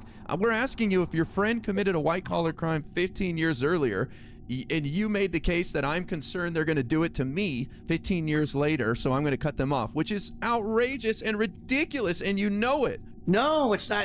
I would not. If I knew going into something, yes, I'm going to have some preconceived notions of those individuals, and I'm probably not going to be friends with them. Let me rephrase that. I am not going. I don't even need to throw the caveat of probably. I'm not going to be friends with them. I may associate. I might call them an acquaintance, but I'm not going to call them a friend, sir. Okay, wait. Can I ask you a question? Is there anything that Trump could have done at 60 that would make him disqualified to be president in your eyes morally? Yeah, I mean, like, if he were to have been found criminally charged with any, or criminally liable, or criminally, what do we call that? Wait. But why doesn't the same argument apply there? He didn't know he was running for president yet. How could you disqualify him because of something he did before he knew he was running for president? What do you mean by that? If he would have been found criminally, You said earlier that guilty. Trump didn't How about even that? know. You said earlier that Trump didn't know he was running for president when he made those comments in that bus. So maybe he didn't know he was going to be running for president when he was found guilty of some crime. Are you saying that Trump gets? that wasn't a crime, and so your question to me was, what could Trump have done morally wrong for me not to support him? And did I get that wrong? Yeah. So you're saying So I'm trying morally to it would be. answer, but now you're trying to take it to a bus comment, which isn't. Dude, you know, it can't be a real person. Hold on. I'm not saying. I'm the one. You just said. You just restated. No. You're restating things that don't even make sense. You're saying. you're saying to me, sir. You're saying you were asking me something morally, so I was telling you if he was convicted of a crime. Those are two different things, okay? Number one. Number two, your defense earlier of Trump's comments on the bus were, well, he didn't know then that he was going to run for president. So I'm asking you, morally, is there a bad thing that he could have done when he was 60 that in your eyes would disqualify him that doesn't involve a criminal conviction? Of course not. Hello? He's muted. Something happened there. No. Maybe his friend is stealing his identity again. Muted on that, like what? Nobody muted you. I'm the only mod. There's not. You muted yourself somehow. Well, I don't know where you did you hear my response at all? No, we didn't hear. Nope. yours. Oh, then I must have not come back off of mute. My bad. I apologize. So I don't even know what I was saying now because I was mad because I got muted. I thought. It's okay. The question was there just- anything that Trump could have done morally? Not like a criminal conviction. Yeah. So what I was saying was, yeah, no, you'd have to give me some hypotheticals. I'm not going to go into the fantasy delusional world that y'all live in and try to come up with some. Wait, isn't a hypothetical a fantasy Come up with world? something. Isn't that what a hypothetical is? Yeah, again, I'm not going to live in that world and be like, oh, well, if he did this, like, I'm not going to live in this world trying to make up these, things that Trump may or may not do. So if you want to give me an example, you're welcome to, and I'll tell you. Isn't that how this works? You're asking me to come up with something. No, I'm not going to come up with something for you. I'm not going to live in this delusional world. Okay, let's say that Trump beat his wife. would that disqualify him from being president? Yes, I would have an issue with him being the president of the United States if he beat his wife. Even if he wasn't criminally convicted of it? If he went through the court system and then found not guilty, then yeah, he can absolutely run for president. But if he was found criminally guilty of it, yeah, I've got an issue with it. But then why okay, so then it's not a moral thing, it's a criminal conviction thing. Then why do you want Swalwell to step down? It's not it comes with both, because just because you're accused of something doesn't mean you did something. So then Swalwell shouldn't step down until you were accused of something today, sir. Filibustering. You were He's filibustering. Filibuster. It's a filibuster. Filibuster and a pivot. It's a filibuster and a pivot. You came up. I'm asking a very simple question and you're okay, because you know you're trapped. You ramble. Just so you know, people ramble when they know they're trapped, because if they keep talking, then they don't have to ever actually address the point. That's the point. That's why you do it. Statement. Yes, no, you would. I know, because this is like self-soothing. You're comforting yourself because you're uncomfortable, because you're pushed corner because you realize you can't answer the question. Like, that's what's going on. Faucet, dude. I'm Niagara Falls to you. You are. You're drowning at the bottom of the water. Yeah, that's correct. That is what is happening right now. And then in the middle of an answer, you agree that Swalwell. Go ahead and ask Swalwell shouldn't suspend his campaign, right? You're filibustering. Swalwell shouldn't suspend his campaign, right?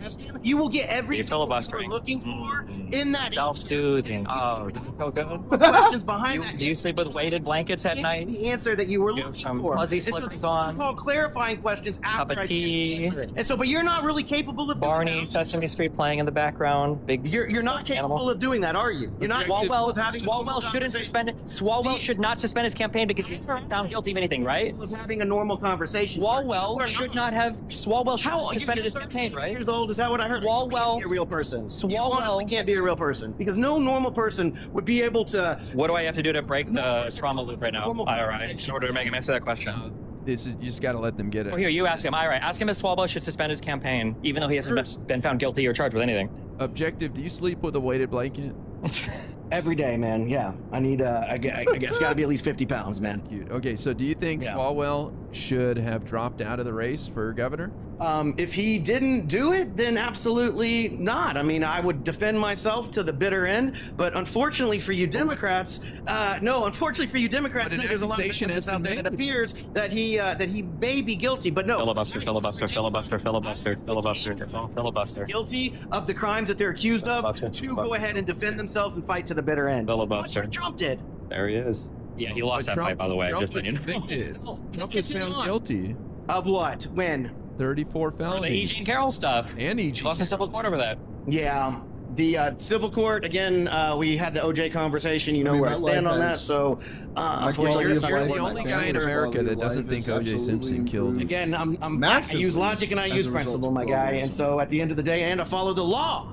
And so the jury of our peers and his peers rendered a verdict, and that verdict was not guilty, sir. And under the Constitution of the United States, when a verdict is rendered not guilty, yeah, that's what it is. And then there's no double jeopardy behind it. Can't be tried again. That's just how it works. And so you don't want to abide by that? Is that what I'm hearing you say? Why do you not believe Trump's 34 felonies that he was found guilty of by a jury of his peers? I mean, so are we going to talk about, how they became that way? So I'm going to argue that how in the world do we have an attorney that we go to say, here, this is what the issue is. Then we also have an accounting firm. None of this matters. Hold on. It does matter because these are all the people. These are all the people that did this. Hold on. Objective. The attorney advises. The attorney advises. The accounting firm's the one who accounts. But yet the individual is the one that's charged with it. It doesn't matter. We live in to where we go to our experts and they can't do a job. You see the filibuster? Wait, all right, you understand this is what it is, right? This attorney, the accounting firm should have been the one that goes, this is the case. This has to be their thing. It would be a much better conversation, but this guy Steven doesn't. It's because you take like 2 minutes to say something you could say in 5 seconds. You restate this. 1 minute time. Yes, there it is. Jesus. So objective. Help you, Leaky Faucet. Here. Do that. Then. Your conclusion is the jury found O.J. Simpson. They acquitted him, so he's not guilty. So your whole point, the reason why I tried to stop you is because the jury's conclusion is what you're basing your conclusion off. So the jury convicted Trump, and yet that's not good enough for you, but you accept that with OJ. So explain that.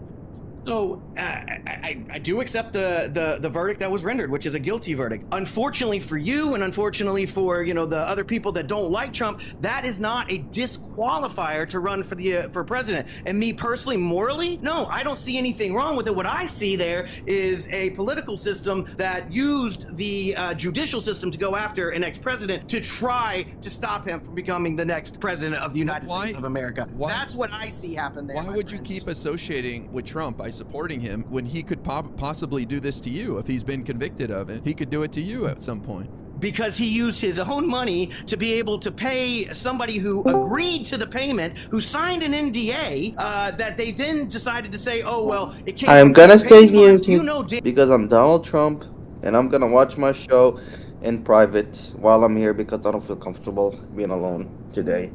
Well, we love you, buddy. You hang out with us as much as you need to. I'm black. I'm joking. I love you guys. I love you guys too. Aurora, you kind of lost weight. What? Like you kind of lost weight. Like your jawline is more defined. Daniel says, hi, black, I'm I bad. told you. Well, actually, I feel like I have, though. You notice.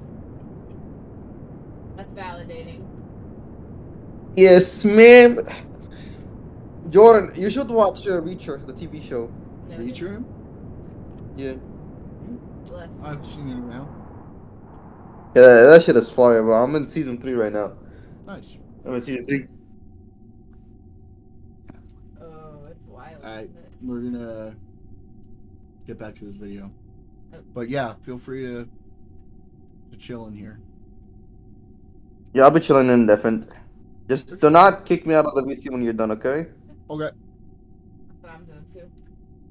Damn well this was a sham at the end of the day, that they got wrapped up into a criminal complaint that they ended up being successful in. But That's you very know true, as Daniel. well as I that this charge would have happened to nobody else in this country other than Donald J. Trump. So please miss me with that. First of all, this does get charged quite often, falsification of business records in a place like New York City. Second of all, you're right.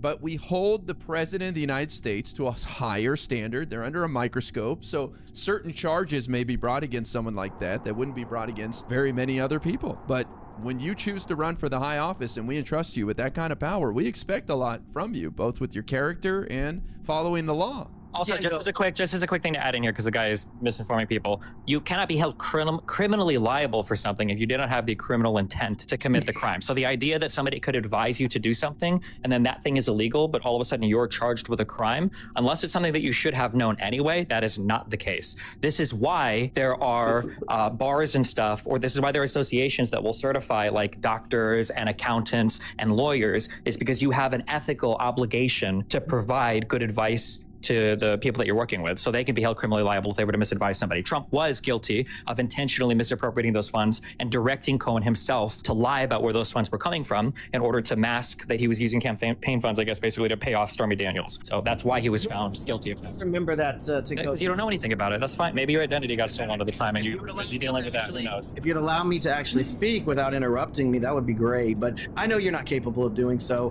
The way I remember that going down was Trump went to Cohen, right, and said, Cohen, we've got an issue with Stormy Daniels, and how do we solve that issue?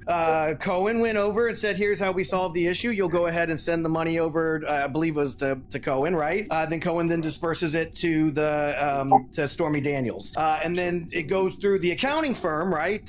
Whoever the accounting firm that utilized it. And they said, all right, whatever that payment was, it needs to be, ledgered this way. And so what he was accused of was ledgering the wrong payment, or ledgering actually it went from campaign funds is where it got him into the felony, if you remember, but it was all about the same amount of payment going from Cohen to Stormy Daniels 34 times, the same damn payment, but 34 separate times.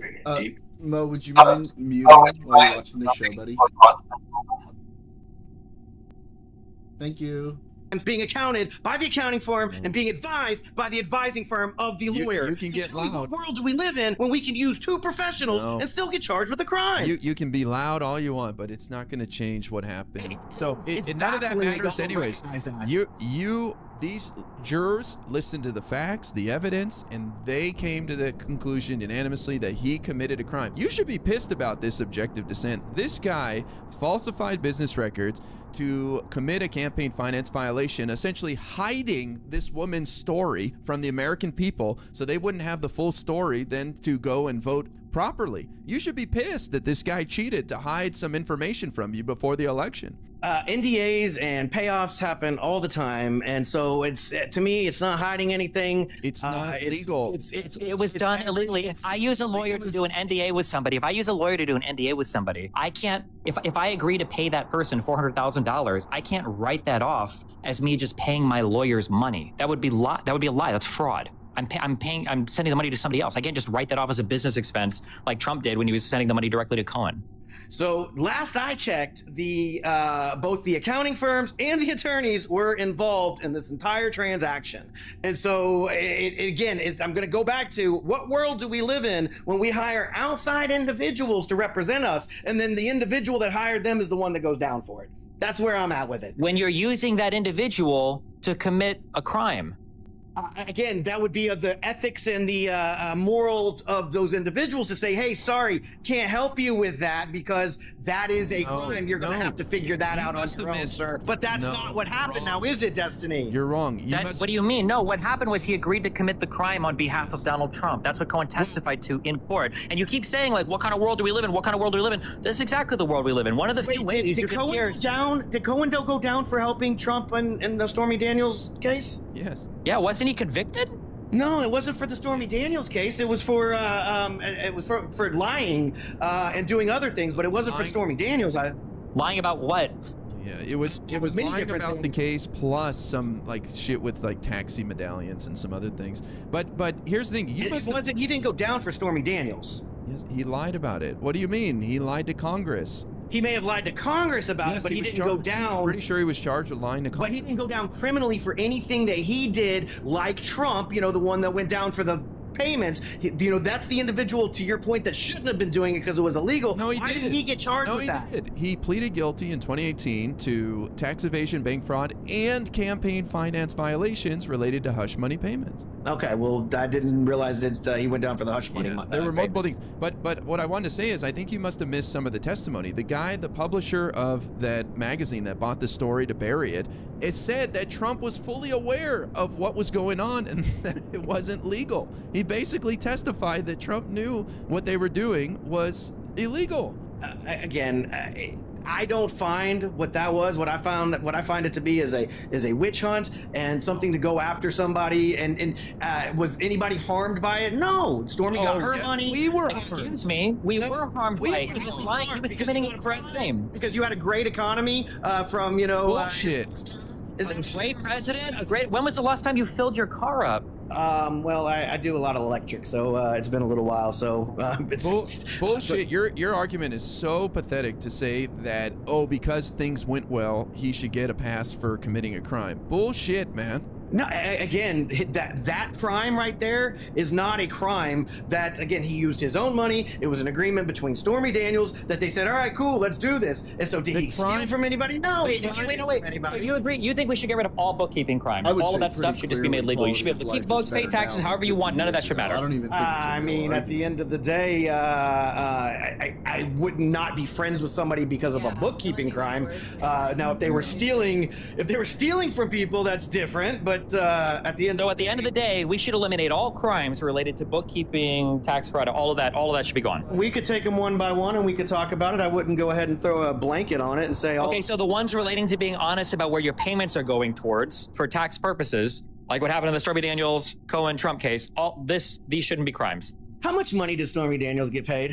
The funny thing is the only reason the story went out is because Trump was skimping on like the final, I think it was $130,000 in payments to her. Okay, so she got $130,000. Like, how did that affect anybody other than Stormy Daniels? How would it affect you if the president beat his wife? How would it affect you? No, stop generalizing it, dude. It's so pathetic how you argue. Dude, I don't know how you do this all day. You're generalizing so much. Like, it's so pathetic how you're hypocrisy. How does a president cheating on his wife? How does a president cheating on his wife or hitting his wife affect you if the economy is great as a president? None of this. I don't care.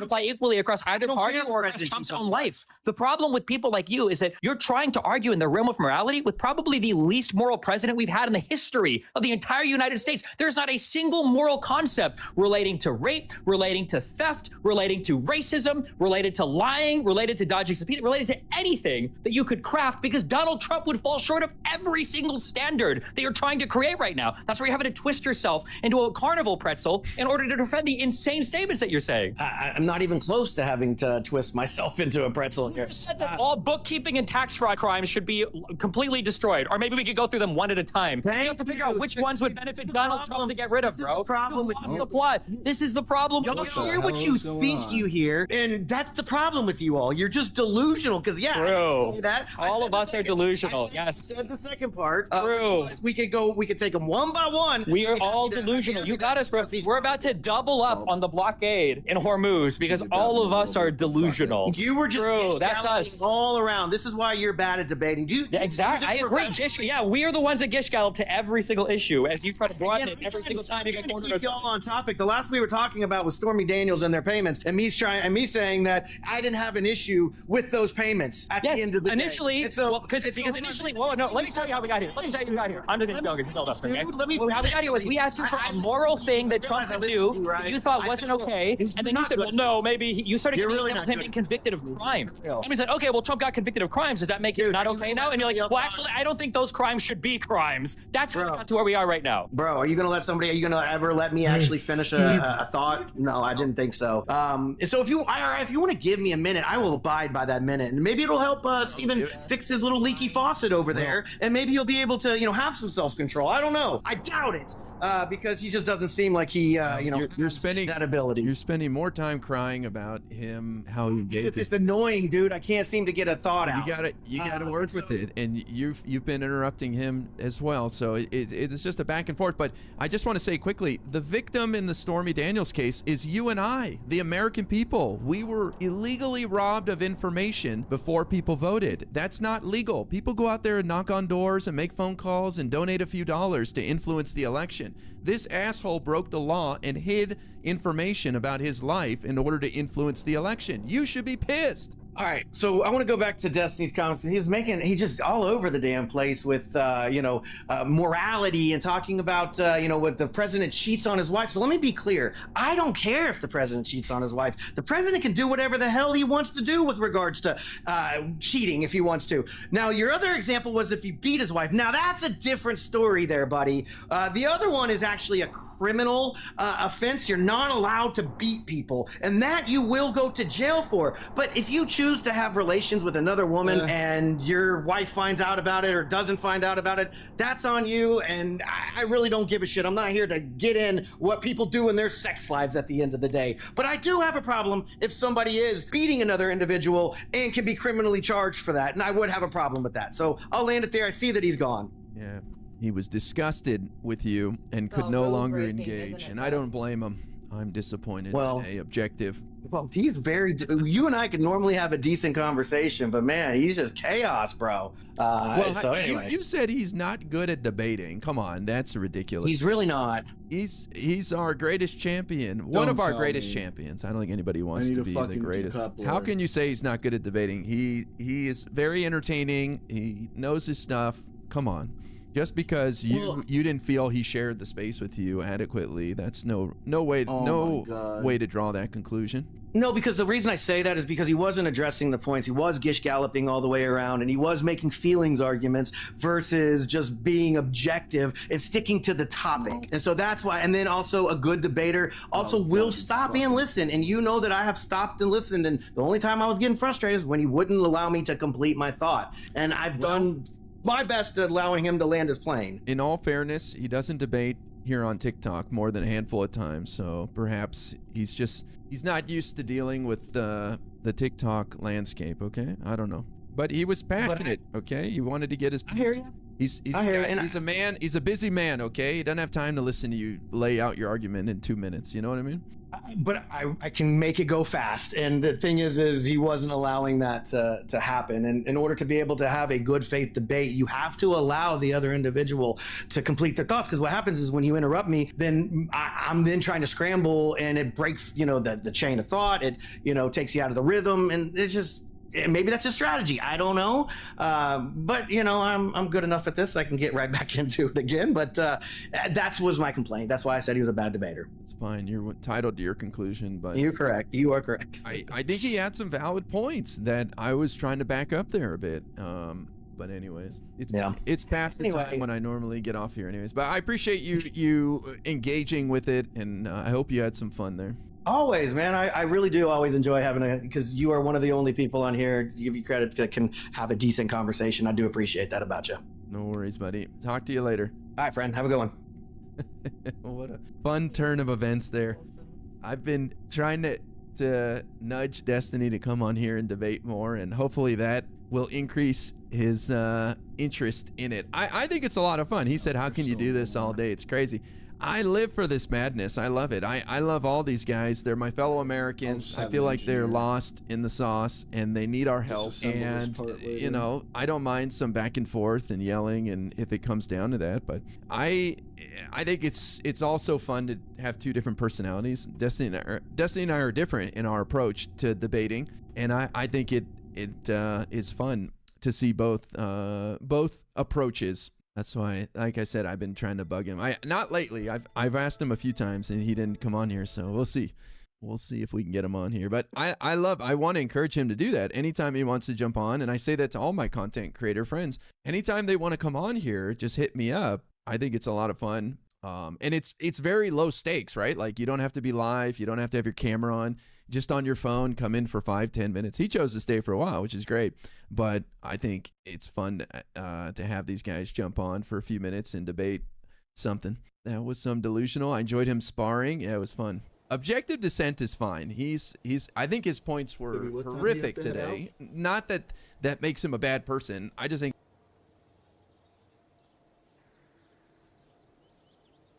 Aurora? Hello? Hey. Hi. What time do you have to head out?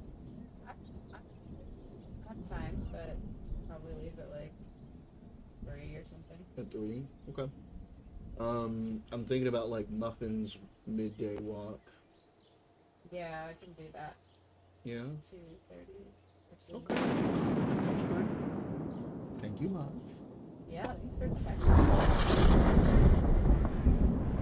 His argument was terrible on these couple of points. The idea that somebody who committed a crime 15 years ago and you won't associate with them, even though they displayed none of that behavior and had nothing to do with you because you think they'll do it to you, I think that's not living in reality. I mean, imagine if we never, forgave anyone for doing something bad 15 years earlier. And not even saying that what Destiny did was bad, especially after hearing his explanation.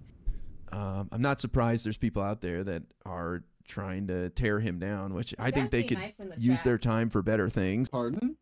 They need to be nice in the chat.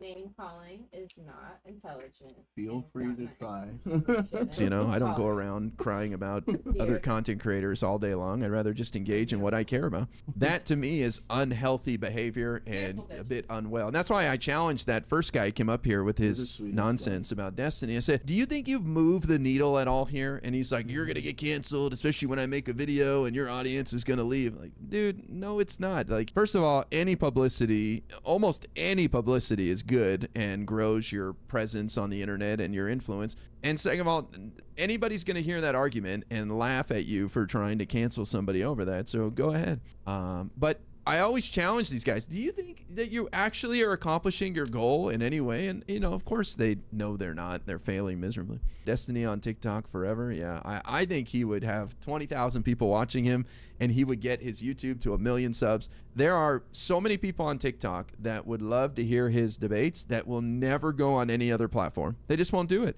And I know this. I mean, I just got on Instagram. I've been on Instagram, but I just uploaded a couple of my clips this weekend and they got One of them has 100,000 views and tons of followers. These are people who probably never saw me before. And so each platform is unique, and this platform is built for these debates. So I think he would flourish here, and he'd get a lot new fans, but he could do whatever he wants to do. It's up to him.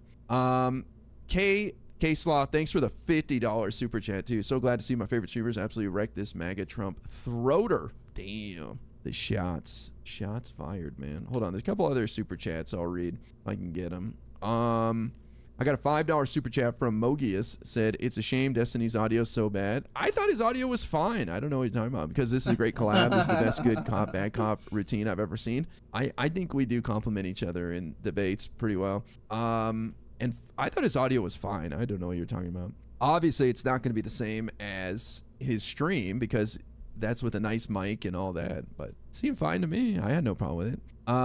What else here? I've got a $5 super chat from Tasty Lobster. Said, I hope Destiny comes on the lives more. MAGA's very triggered by him. Yep. And $5 from Rending said, what is this fantasy that our criminal justice system is perfect? What does this guy say about wrongful convictions? He was guilty, so that's that. Yeah, that's why I challenged him on that a little bit. I heard him just fine. Yeah, he was fine. He was using his phone. Yeah. I think just the convenience of being able to jump up here on your phone is so nice. It's so fun. So hopefully he'll do that more in the future, but no pressure. Okay, I got to get out of here. I'm going to grab something to eat. Like I said, I'll be back in about an hour on Twitch, YouTube, and Kick for my evening stream. Hopefully I'll see a bunch of you guys then. For all you guys who came over on Kick, make sure you're following. I do these debates Monday through Friday, and it's not always as lively as that, but it is a lot of fun to challenge people who still support Trump and talk to them about Iran, the economy, and hey, hopefully we'll get more guests like Destiny jumping up here in the future. So thank you guys, and thanks to everybody who came on over to YouTube as well to hang out. Appreciate that, and I'm glad Destiny was able to defend himself on that accusation. And you know, my whole point was basically that if he said something edgy when he was in his early 20s, I'm not going to stop talking to somebody because of that. I mean, especially I'd need to see the whole thing, you know. I'm just hearing some claim, but the guy's argument was that he said something edgy in his early 20s. That's how I took it. Maybe people out there disagree, but that's how I see it. I don't know. People in their early 20s are dipshits, in my opinion. No offense to anybody out there who's in their early 20s. I was a total dipshit, and I said stupid shit. The point is, you know, did he act? Did he do anything bad? And I don't think there's any evidence of that, and I don't see a pattern. So if that's the best you got against somebody, I think you need to go back to the drawing board, man. Hate to break it to you. Probably. All right, let's see.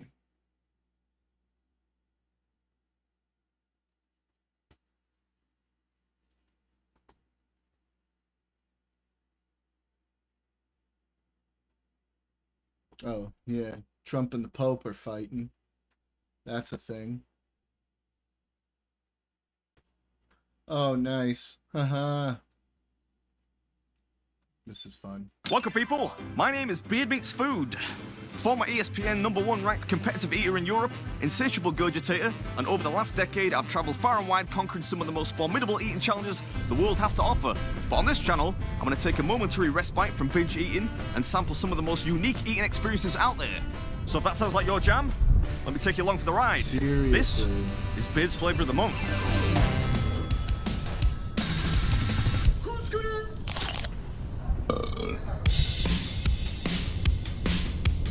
In today's episode, we're paying a visit to the legendary, inimitable Karen's Diner, where the staff are intentionally rude to you. That's part of the theatrical experience of dining here. We're going to get inside and figure out if the food is any better than the service. The refreshing thing about the concept on this channel is, although I am going to eat quite a lot of food, you get to pick some stuff from the menu, so let's take a look.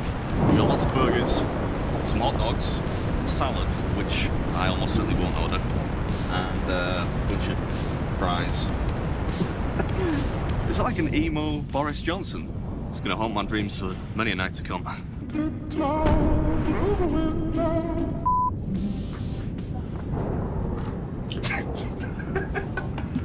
That's funny, I like it. Hi. Table for one, please. You're not leaving much to the imagination with them jeans, are you? Skinny jeans? I thought these were a timeless look, you know. And the beard, is it so you can, like, store the food in for later? Never heard that one before. Right, have you got any allergies? None. No allergies, no. Good. Vegan, vegetarian? No. Perfect. Right, we've got a list of rules there. Please read them and respect them. That's a lot of rules. You have to give me 5 minutes here. So this explains the basic premise of the whole place. They're all actors. They're trying to give you some heat on purpose. So just be aware of that before you get down in the comments and start moaning. It's supposed to be fun. Whether or not it is, we're going to find out. What's not fun is trying to balance while reading all the rules. Did a pretty good job though, given that I'm 39. Can we sit down? Hello? Sorry. I'm here. Oh. Sorry. Thank you. That table there. Go. You have to bleep that one out. I didn't realise I swore at you. Sit! This is like an X-rated, much more intense version of Dick's Last Resort. I'll leave it. If you don't know what that is, I'm going to leave a little card on screen. You can go check that out on the main channel. Seeing as you're by your self. Little loner. You've got a little friend that can come and sit with you. This is Karen. I dressed her this morning because she was a little bit naked. Okay. Wait a Are we minute. leaving that there, Why or? do we have local control? Why are you filming me? I'm not doing anything. It's hard to tell. You know, they're good actors.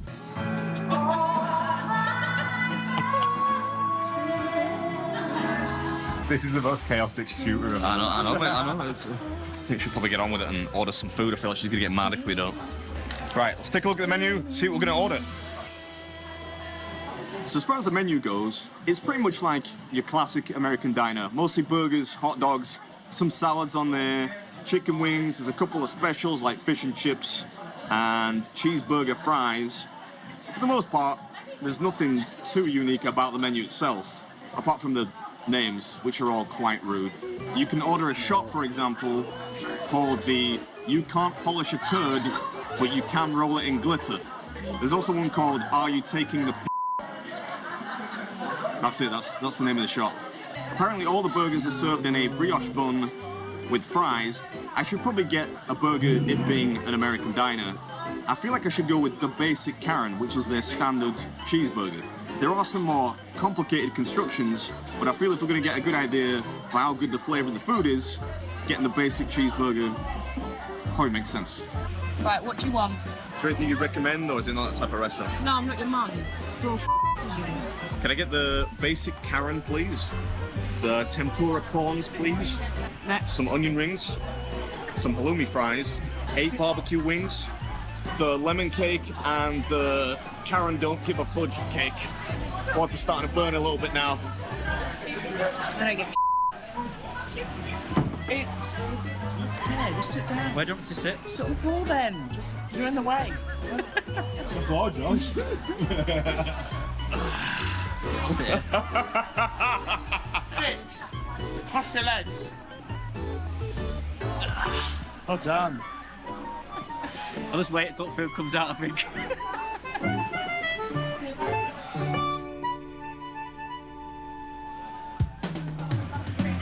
It's about time. Adam, Yes. say thank you. Thank you very much.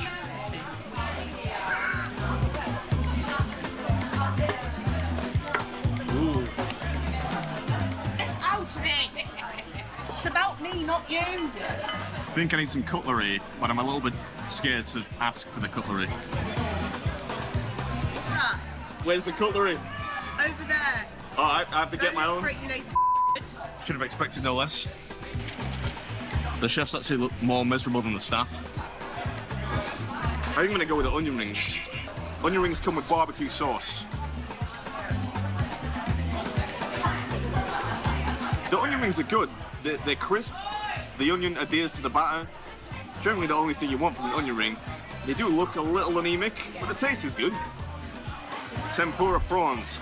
So the tempura prawn comes with a sweet chili jam type of thing. The jam is good.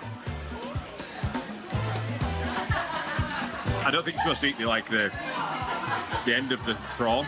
You are supposed to eat that. People just leave it. I've always been of the opinion that the crispy end piece is one of the better pieces. There's a very enjoyable sweetness to the meat of the prawn. complemented well by the crunchy batter. I like it. Good. Look at that. Perfectly cooked. I suppose I should partake of the salad. This is all just going down the hatch. Normally try to eat a little tidier on this channel. Old habits die hard though.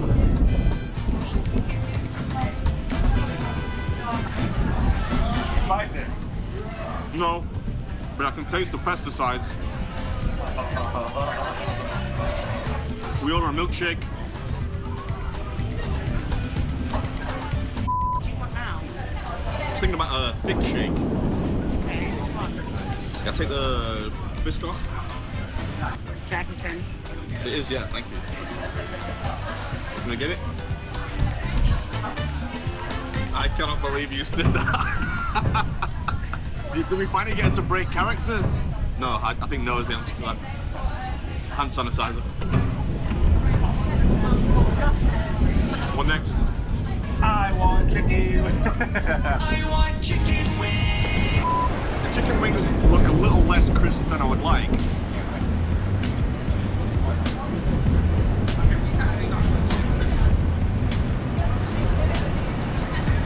They're impervious to the age-old technique of umbrellaing the wing. The flavour is not unpleasant, but it does take a little more effort than it really should to separate the meat from the bone. The sauce has kind of a sour tint to it, which is actually quite pleasant.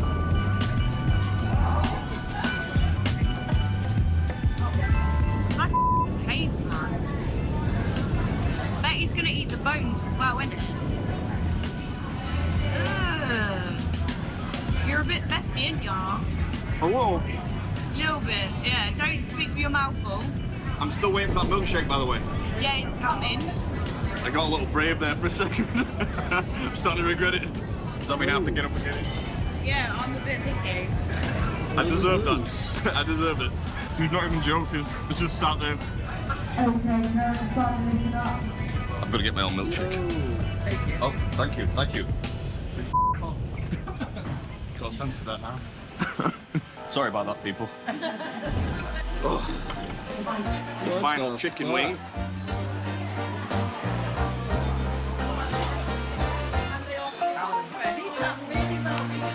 Chicken wings done. Straight out the Biscoff shake. Oh. It's hard for Biscoff anything to be wrong, really. That tastes really good. This is it, the main event. The basic Karen burger. This could be... Go on then. Go on. Chop it in.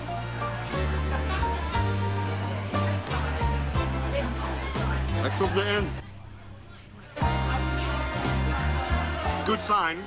The burger's a little pink in the middle, so it's actually not overdone. I expected from the outside that it might be a little overcooked, but it's actually much more supple, much more tender than I expected. The barbecue sauce is really good. Don't want to waste that.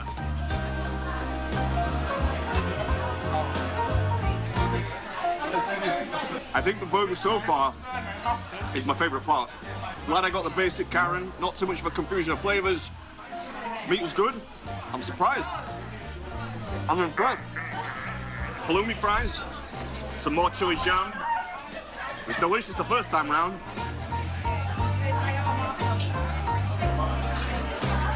How are the halloumi fries? I mean, it's fried cheese. That's all you have to say about it, fried cheese. They're a little stiff, but they taste good.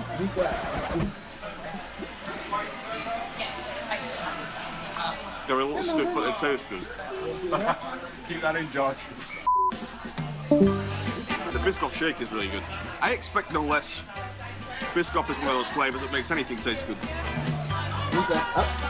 No, you're not zooming in more on your camera thing. No, no. Massive. How many buttons you got on there? Press the zoom in button. Do you want to hold it? No, I don't. I've got glasses in my hand. Zoom in more. I'll do operating there.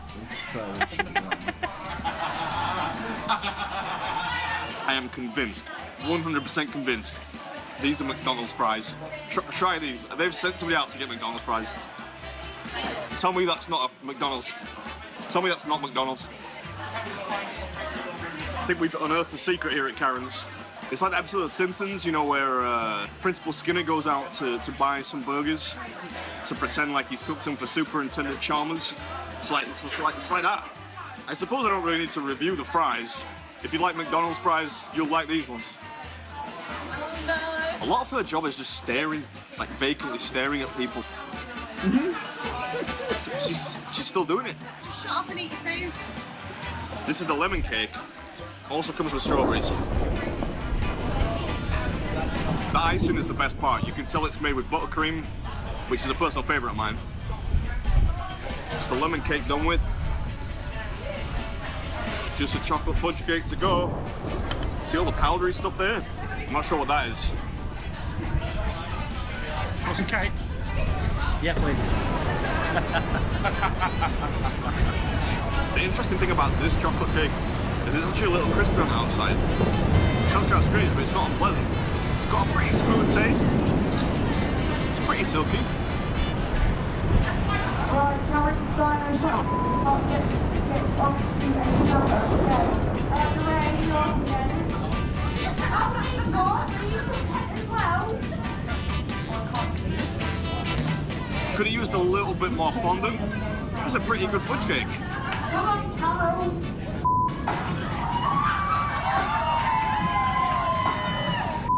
Can we pay? Not bad. I don't think you could do that again if you tried. Pull it out quick. There we go. If you could get out of here without picking on me or starting some other game or something like that. Let's get out of here. Pick some game. Bye, Alicia.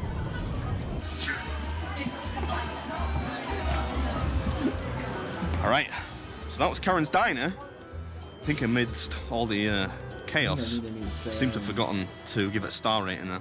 What are you going to give it? This is the Beard Star System. Imagine Michelin stars, only less prestigious. That said, I know a thing or two about it. For the last decade, I've eaten so much food, it hurts. Oh, that was quite hard. 1 star. Compelling flavors, a fun environment. If I was in the area, I'd come back for seconds. 2 stars. 1 second, guys.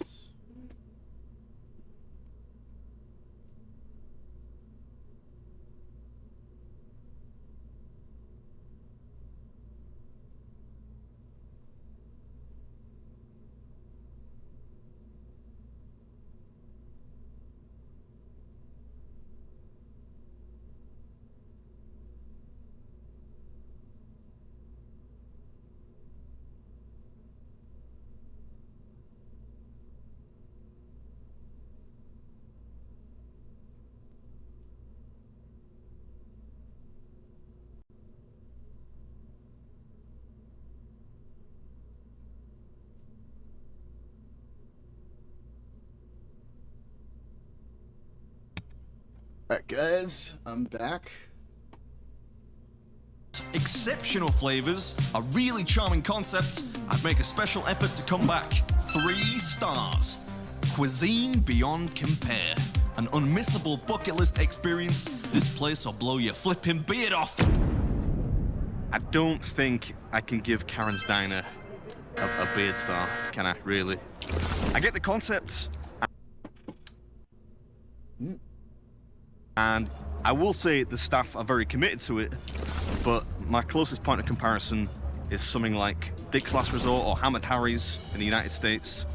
I think at those places, though, they tend to employ aspiring actors, comics, stand-up comedians, that type of thing.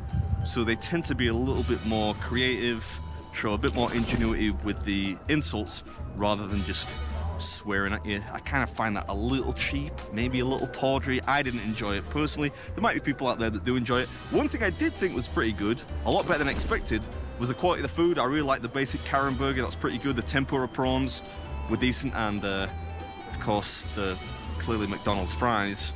But it's about maybe a slightly higher standard than, say, a TGI Fridays, Frankie Benny's, Applebee's if you're in America. So it's not the kind of thing I'd really come back for. Hopefully I'll be able to give out a star next time. Or 2, or 3. Catch you then.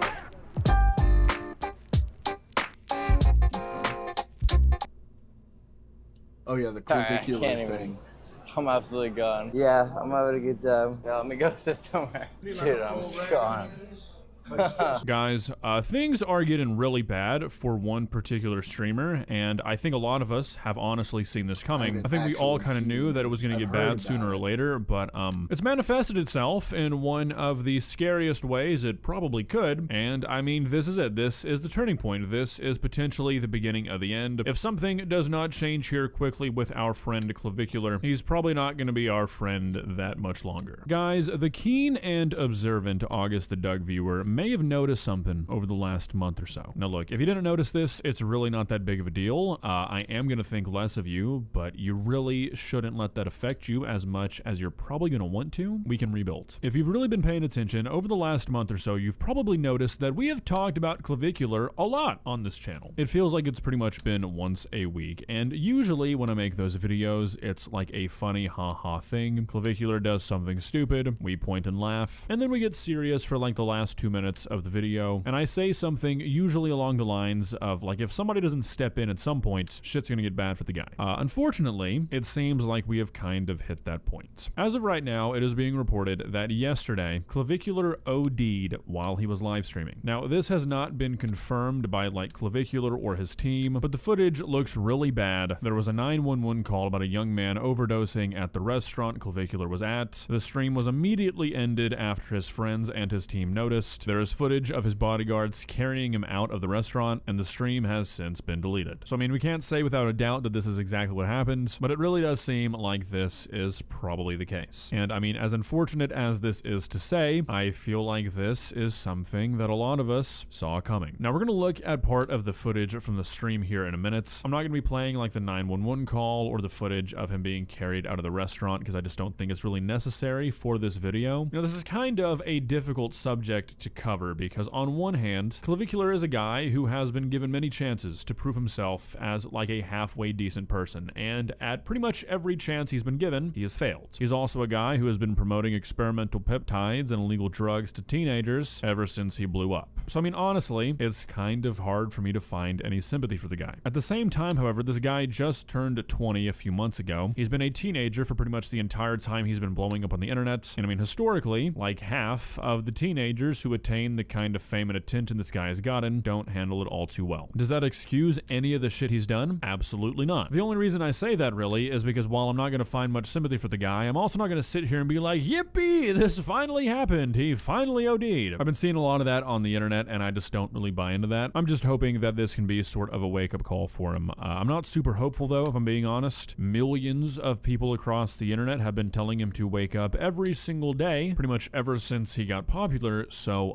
if he didn't listen then, I don't really know why he'd listen now. To be fair, I guess this gets into territory that's a bit different than what Clavicular is normally critiqued for. Obviously, he has been critiqued for his drug usage in the past, but I feel like a lot of people, myself included, but maybe it was just me though, thought that all the talk about like using meth to get lean was just a joke, like shit for a clip, but this kind of thing breaks the fourth wall, and like when it gets outed that you're doing fentanyl recreationally, which a lot of people seem to think that's what's happening here, you might start to get a different genre of wake-up calls. I guess we'll just have to see. Please subscribe. Nice to meet you. How are you, man? What's up, brother? Thank you, bro. I appreciate Oh my god. Alright, take care, bro. Nice to meet you. Yeah. Can you take it? Can I take it? Sorry, I can't even. I'm absolutely gone. Holy fuck. Oh shit. Thank Holy you. shit. Take care. Yeah, so I mean, as you can see, he seems pretty fucked up. I'm not an expert on drugs or anything. I know that might come as a surprise to some of you, but no, I did not turn down a real medical career to pursue YouTube. But I mean, I feel like once you get to the point where you can no longer hold an iPhone, you probably took too much. Yeah, I'm having a good time. Holy Oh my god, yeah. No, I'm having a good time. Holy fuck. Yeah, let me go sit somewhere. Holy fuck. Let's go sit down right here. Oh yeah? Oh my god. Oh my god. Dude is fucked up. Holy fuck. Okay, so I feel like it's pretty obvious that his friends and his team, like his bodyguards, are aware that he's on something. You know, generally you don't ask somebody if they're okay like 7 times in a 30-second span unless you know that there's a very real chance that they might not be. And I think that this just really goes to show that somebody who actually cares about this guy should really probably get involved with him. You know, I'm sure he hasn't made that all too easy based off some of the interviews he's given, but when somebody is losing all cognitive function in front of you, the answer is not let's go sit in a bar. How fucked are you? What? How fucked up are you? Dude, I'm gone. Oh my god, bro. Oh my god, what's this shit? Holy fuck. Holy me. So it's at this point What that the I fuck? think the bodyguard tells the cameraman to take the camera off of Clav, and I think it's pretty likely that he goes and tells somebody to call 911. You can see it because while there's a he was mirror. He blue whispers stealing. something in the cameraman's ear and then he walks off, and the stream ends like 20 seconds after this. Shit looks pretty bad. Oh. How do you feel?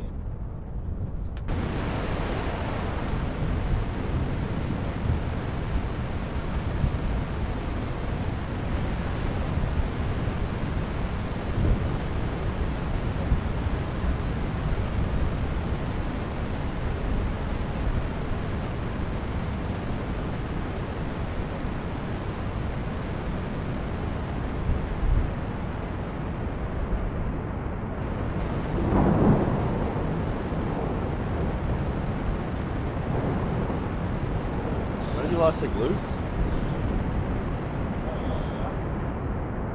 You want natty? You want natty? Okay, so that's pretty much all we've got. The stream ends like 10 seconds after this, and those last 10 seconds are pretty much the only evidence we have to like what actually happened here. According to Twitter users and Google, the 2 most bulletproof sources on Earth, when somebody says the term blue in the context of drug usage, it's referring to a counterfeit oxycodone pill that is typically laced with fentanyl. Now, apparently there are other things the term can refer to, but it seems like this is likely the case, especially since his friend asks him if he wants an Addy. Once he realizes that he's like really fucking gone. This was a big talking point on Twitter because a lot of people were like, oh my god, this guy's a terrible friend, but apparently it's a pretty common misconception that if you're ODing on a downer, that using a stimulant like an Adderall can help you. Now again, apparently it's a misconception, but it seemed like his friend was trying to help him because he knew what he was on. Now, like I mentioned, that's where the stream ended, and still nothing has really been confirmed yet. However, again, the keen and observant August the Duck viewer would know that my sleep schedule has been absolutely fucking terrible for the last few weeks. So when I started filming this video, it was like 4 in the morning. Now it is not 4 in the morning. And in that time, Clavicular has gone live again, and he said this. What happened? Nothing. Not gonna really get into it too much. Don't really want to talk about it, not gonna lie.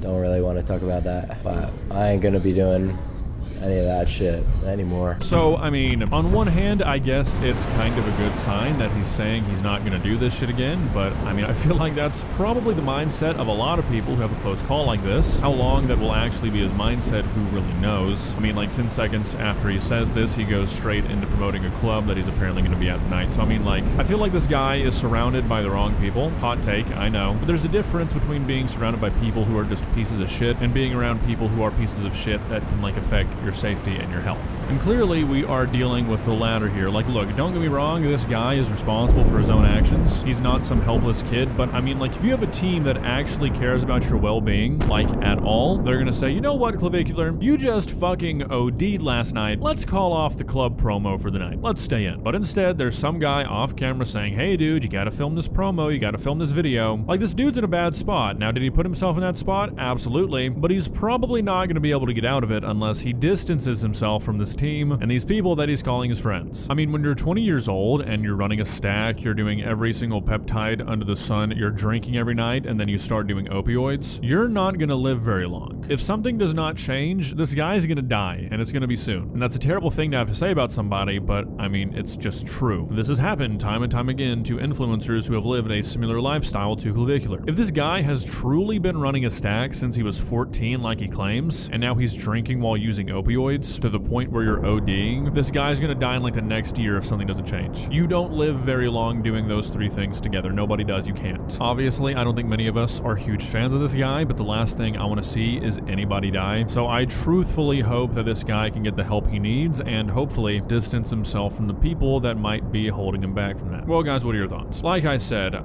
this is pretty scary shit. This is the kind of thing that you can very easily not come back from, and not in the way that like, oh, he's gonna lose his audience, he's not gonna have a following anymore. No, like he's gonna die, and it's gonna... It's not just MAGA who believes that, to be clear. A lot of people, lefties, believe that shit too. I like, everyone's lost their fucking mind.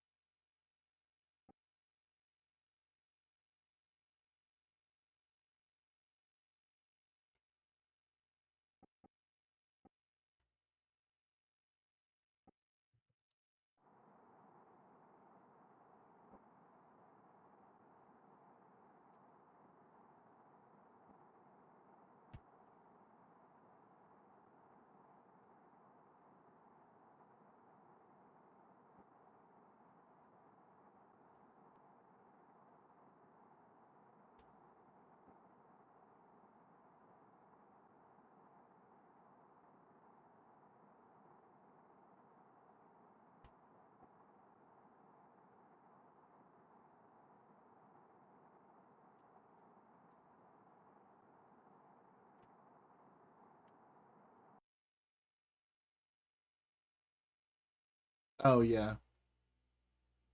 Oh, no, well, they used to think it was stage 2, but by the left.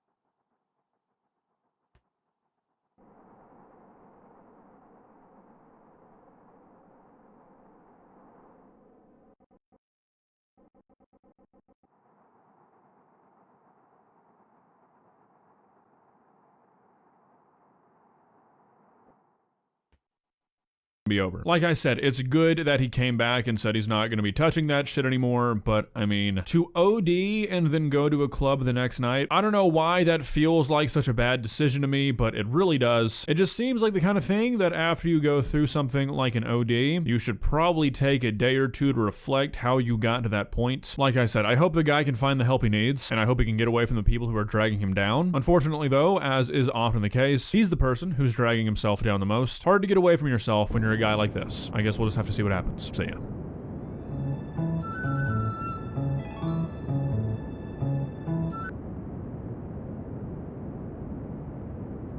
Transform. 70 years ago, we found the key to the solar system. It would unlock affordable launches of thousands of tons at a time, rapid travel to all the planets, and even beyond the solar system. But we decided not to use it. Nuclear energy. This isn't science fiction. Legitimate, feasible designs were tested and presented by scientists involved in the Manhattan Project in 1946. Their work had started in secret and first revealed to the world as a tool of terrifying destruction. Now they were eager to show off its peaceful purposes. Their plans would solve one of the greatest problems facing the rocket industry, the rocket equation. The equation that demanded chemical rockets to become massive stacks of fuel with huge expensive sections being discarded into the sea. Nuclear energy could solve a lot of this problem, but not through nuclear reactors providing thermal power to exhaust gases. This would be like drinking from a swimming pool through a straw, efficient but without the thrust needed to get large payloads off the ground. The world had witnessed the immense power nuclear bombs could deliver in an instant, equivalent to tens of thousands of tons of chemical fuel in a much smaller package.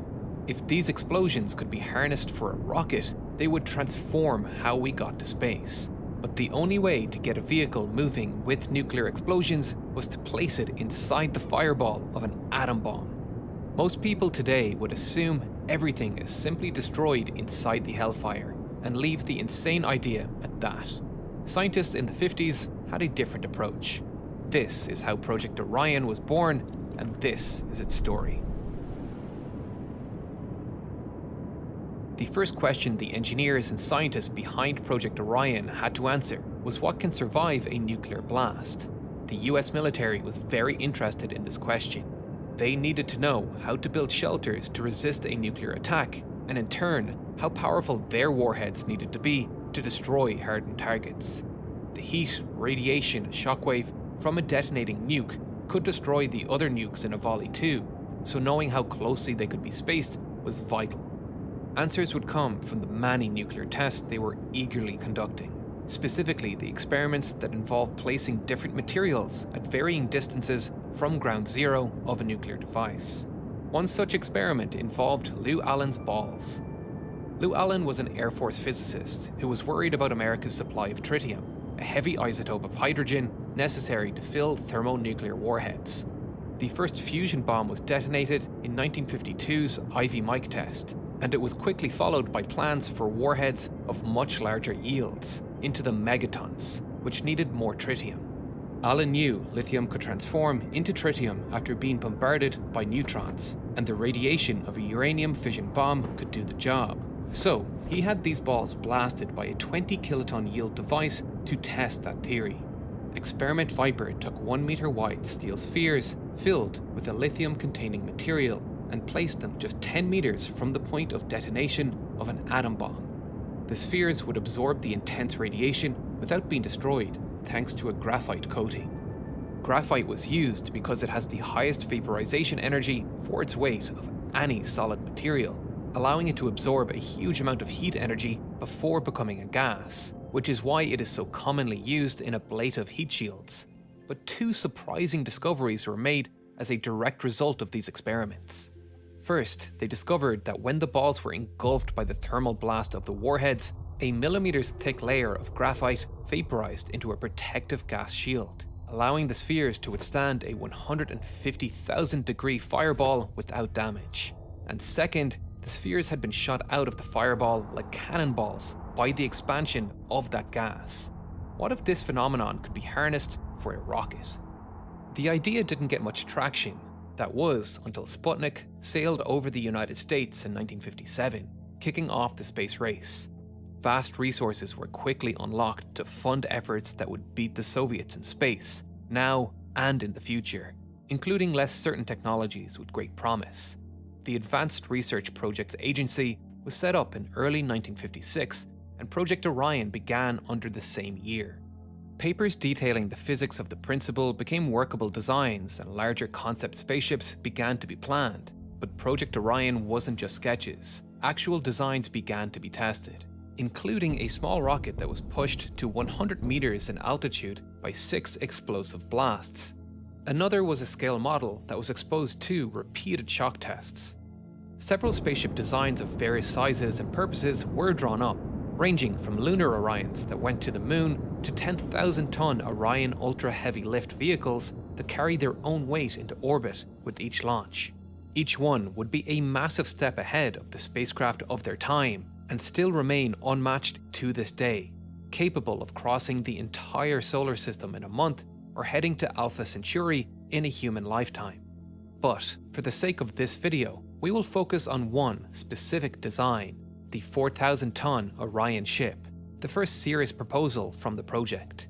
It was to be a heavy lifter, a 78-meter tall bullet, able to deliver 1,115 tons into low Earth orbit, but also capable of delivering 300 tons to Mars and returning without refueling. Docking in space had not yet been attempted, so being able to send up whole space stations in one piece or perform entire missions with one vehicle was a distinct advantage. Declassified reports tell us how it would have worked, focusing on 4 critical elements.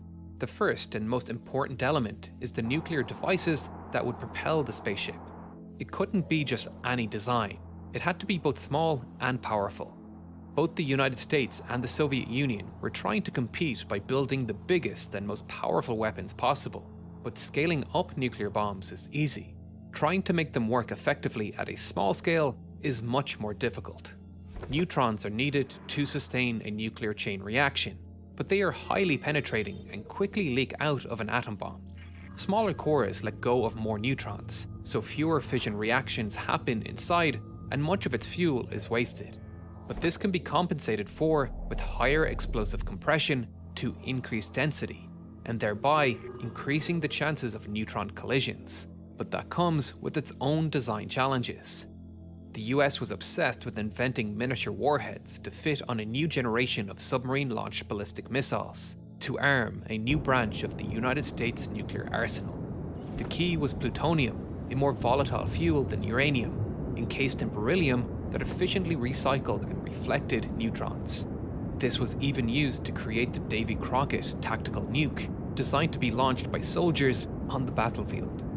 This approach was perfectly suited to Project Orion's needs, and they quickly adapted the idea into the miniaturized nuclear bombs that would be lobbed behind the rocket, and they dubbed them pulse units. These pulse units would weigh about 1 ton each and release 25,000 tons worth of TNT. Half of the pulse unit mass, however, was a plate of tungsten. That plate was the difference between a bomb and a rocket engine.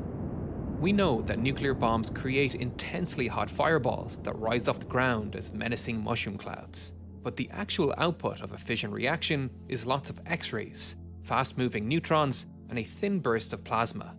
Earth's atmosphere absorbs them within a few meters and turns them into heat. That's how the mushroom cloud is formed, as the heat rises and cools. In a vacuum, an atom bomb just looks like a flashbulb burning out. A mere spark followed by an invisible wave of radiation. Still deadly, but useless for moving things in space. A thick plate is added to the pulse unit to intercept the energy of the fission reaction, absorb it as heat, and explode out as a rush of hypervelocity gases. It is those gases that act like the exhaust of a rocket engine to propel the vessel in a vacuum. Tungsten was chosen because it did an excellent job of stopping harmful radiation from reaching the spaceship while being 10 times more compact than graphite. Project Orion's engineers also conceived of a way to channel the energy of a nuclear device so it would preferentially strike the tungsten plate rather than dispersing in all directions. A cone of beryllium oxide encased in uranium was able to absorb the initial release of energy from the nuclear reaction.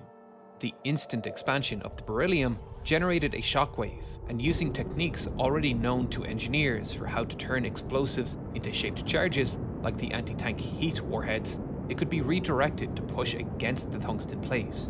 With all inefficiencies accounted for, the pulse units would have an exhaust velocity of 36,000 meters per second, 10 times the exhaust velocity of a conventional chemical rocket. The pulse units would be detonated roughly once per second, releasing an average of 100 terawatts of instantaneous power. That's 5 times more power than all of humanity uses at any one moment today. But the engine's thrust was delivered in millisecond pulses, like hammer blows. While Project Orion's experiments did prove that a solidly built vessel could handle such jolts many times, some accommodations would be needed for a crewed Orion ship.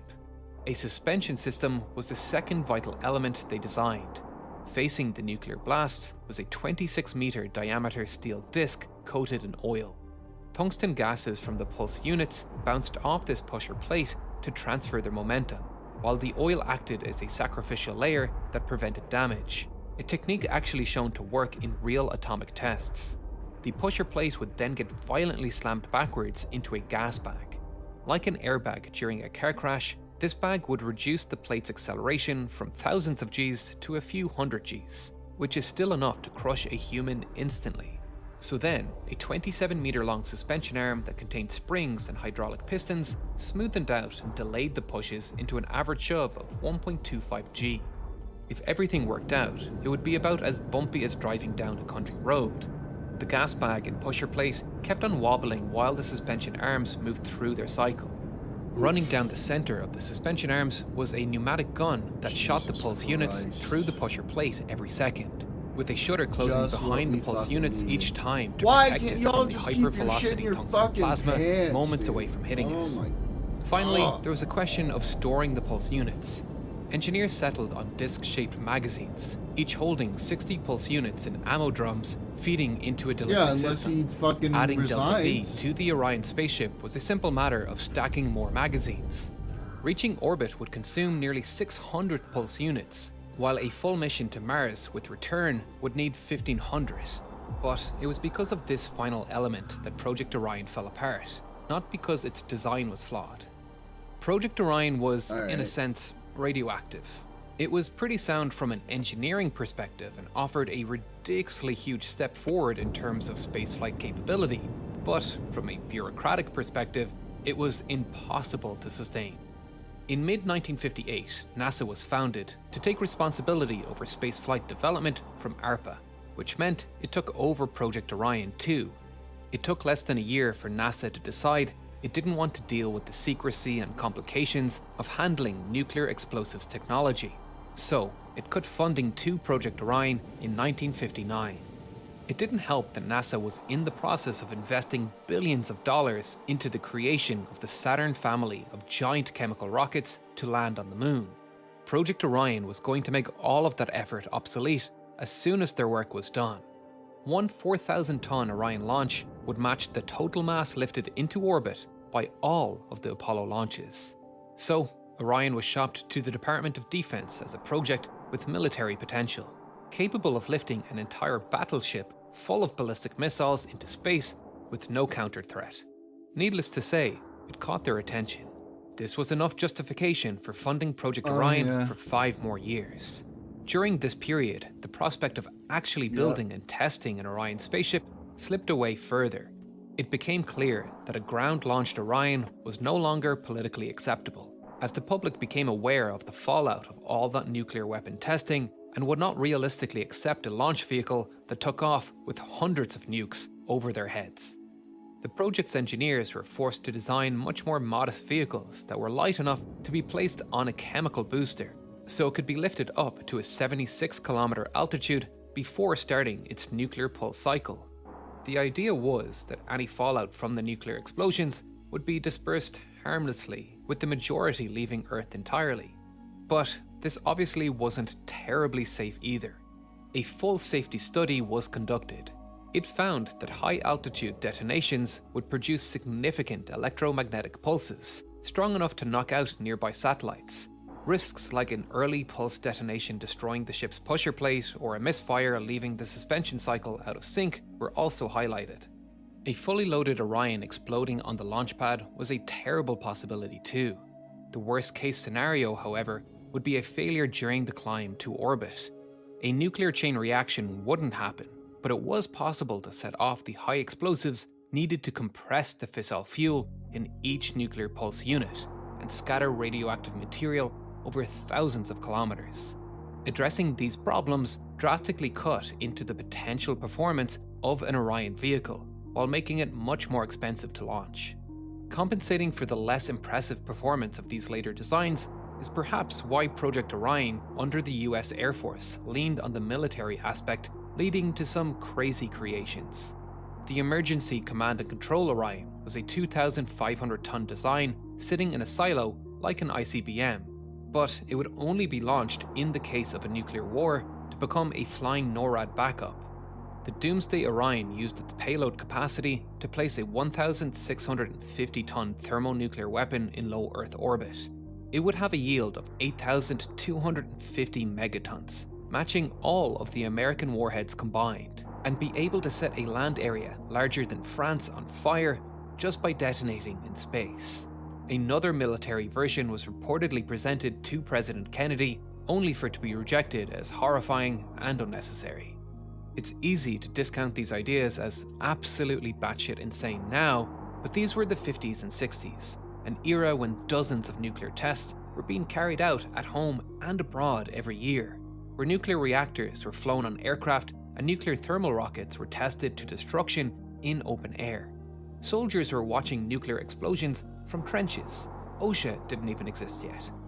Project Orion itself was secret throughout its life, and most details remained classified for decades afterwards. If circumstances were different, it could have gone ahead. It was actually the changing international situation that finally killed Project Orion. The United States and the Soviet Union suffered the 1962 Cuban Missile Crisis and started diplomatic talks to prevent a similar escalation from happening again. Part of those diplomatic efforts were mutual agreements to limit where and how nuclear weapons could be tested, culminating in the 1963 Partial Nuclear Test Ban Treaty. Signing it meant that nuclear bombs could no longer be detonated at high altitude or in space. That was the death knell for nuclear pulse propulsion. While the pulse units that propelled an Orion spaceship weren't technically bombs, they looked very similar. Building an Orion, let alone testing it, would mean manufacturing thousands of self-contained nuclear explosives at a time when the world powers were trying to restrain the growth of their warhead stockpiles. Worse, an Orion launch would trigger nuclear attack alarm systems all over the world, and with only the reduced performance of a chemically boosted design to show for it, it was no longer tenable to continue working on it. With that, Project Orion ended in 1965. The dream of a vehicle riding nuclear blasts into space, however, did not disappear. Rocket engineers could not let go of such a massive leap forward in performance. Project Orion veterans tried to keep their dreams alive by showing it off as soon as it was declassified to Arthur C. Clarke and Stanley Kubrick during the early development of 2001: A Space Odyssey, and later by continuing to work on it in their own way. A lot of research has been done on nuclear pulse propulsion since the 60s, accelerated further in recent times by playing KSP again. The place of forbidden nuclear tests. That has resulted in a fair number of improvements and modifications to the original Orion design. It's widely agreed that no pulse propulsion system should ever detonate nuclear explosions inside the atmosphere. Instead, it should be a vacuum-only vehicle that's delivered into space using conventional launch vehicles.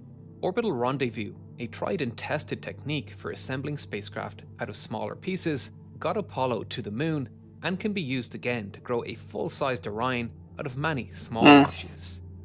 I was out with friends and I played 2 slot machines.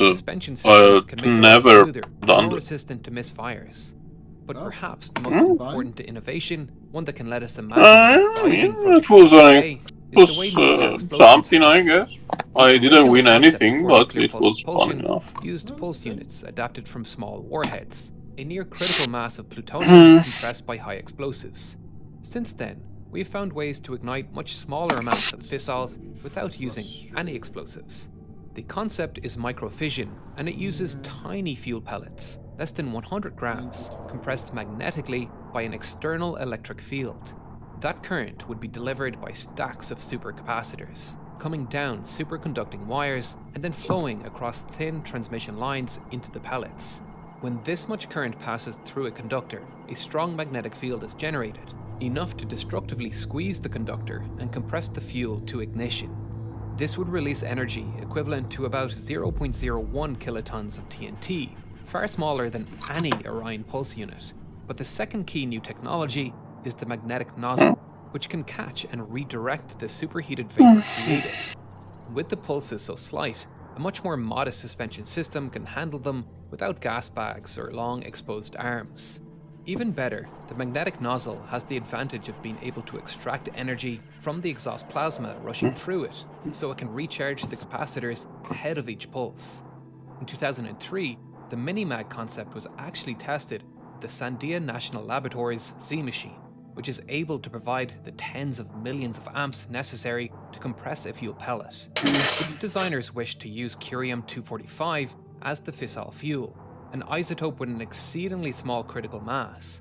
But we can imagine a variant using more common uranium-235, perhaps not even at weapons-grade enrichment. A full-scale Minimag Orion spaceship would have had an exhaust velocity 40 times better than any chemical rocket, enjoying 40 times better than any chemical per second. Yeah, sorry. That's enough to get to Mars in 10 days, or reach Jupiter and return in under a year. Its disadvantages, such as requiring hefty electrical ignition equipment and being unable to operate inside an atmosphere, can actually be construed as safety benefits for a public warier of nuclear energy than ever before. But is this all enough to revive Orion? Is incredible performance, new safety measures, plus modern improvements enough? There may be one final obstacle. Orion would be a novel, high-performance propulsion system that needs a lot of funding to become real. It would only get that funding from the likes of NASA or the Department of Energy if it met their needs for an intensive high delta-V mission. But such mission requirements do not exist because fulfilling them with existing propulsion technology is too difficult. No one is seriously talking about sending astronauts to Jupiter anytime soon because getting there with chemical rockets is such an enormous task, which means Orion doesn't have a mission to justify. It's a chicken and egg problem that has trapped many other innovative space technologies, from laser light sails to advanced plasma thrusters. In the long run, technological development in unrelated sectors might get NASA to adopt nuclear pulse propulsion. Perhaps a portion of the resources used to pursue magnetic compression of fusion pellets could be diverted to microfission research, like how progress in making solar panels lightweight and efficient got them to be used in deep space probes. Or competition in the short term could be the trigger for reviving Orion. It was competition from the Soviet Union that accelerated space development in the first place. And in the future, the United States might look again for technologies that keep it far ahead of countries like China. We can only speculate if or when this happens, and it may take many more decades. But nuclear pulse propulsion remains a massive leap forward, just waiting to happen. It may take decades before we know if Orion or anything like it will ever leave the drawing board. But history has shown us that the boundary between bold scientific ideas and public controversy can be razor thin. Sometimes a single piece of research can ignite debates that stretch far beyond the lab reshaping politics, media, and even public trust in science itself. That's the story behind 17 Pages, a new feature-length documentary on Nebula. It unpacks one of the most dramatic scientific ethics cases of the 20th century, an event so explosive it was dubbed the Scientific Watergate. What began as a routine co-authored biology paper escalated into a national scandal, with whispers of fraud, political agendas, and a high-stakes investigation that reached the halls of Congress, and even caught the attention of federal agencies. Through never-before-seen interviews, gripping footage, and congressional testimony, 17 Pages explores and reconstructs how bias, media spectacle, and public perception reshaped the fate of the scientists involved. The deeper the story goes, the more it challenges what you think you know, not just about science, but how truth gets decided when politics and personal reputation are on the line. And it's only available on Nebula. That's where I and a growing group of creators are releasing original, thoughtful, ad-free content that goes much deeper than what the algorithm wants. And I love YouTube as much as the next person. It's where I forge my career, and I plan to post here long into the future. But I think we have all seen where the platform's priorities are going. When I search for a video sometimes, only shorts show up. When I look at my homepage, it's getting increasingly cluttered with AI-generated crap, with inaccurate scripts and fake robot voices. I genuinely think that platforms that don't police this mass-produced, low-quality content will just become increasingly less useful. When we can't tell what's real from fake, I think the only logical solution is to disengage. And I view Nebula as a sanctuary away from all that noise, both for creators and the audience. Only working with the best creators that take pride in their work, because they love their work. Bobby Broccoli is one of the highest quality channels out there. I know what you're thinking, not yet another subscription service. So, if you really don't want another reoccurring payment, we've made it possible to buy a lifetime subscription to Nebula. I think all the documentaries and shows on Nebula are worth $300 right now, but this is a lifetime membership, so you will get access to Nebula and all the future things we make as long as Nebula exists. So, if you want to support creators who still value craft and get access to some of the best video essays and documentaries on the internet, head to nebula.tv/real-engineering or click the link in the description or scan the QR code on screen to sign up. You'll get 40% off an annual subscription. That's $36 for the whole year. Watch 17 pages now, only on Nebula. True. Alright, dudes. Been fun. But I'm heading out for now. I will be back in a few hours and we'll watch that video then, neighbor Uni. Everybody have a good time. See you later. Bye.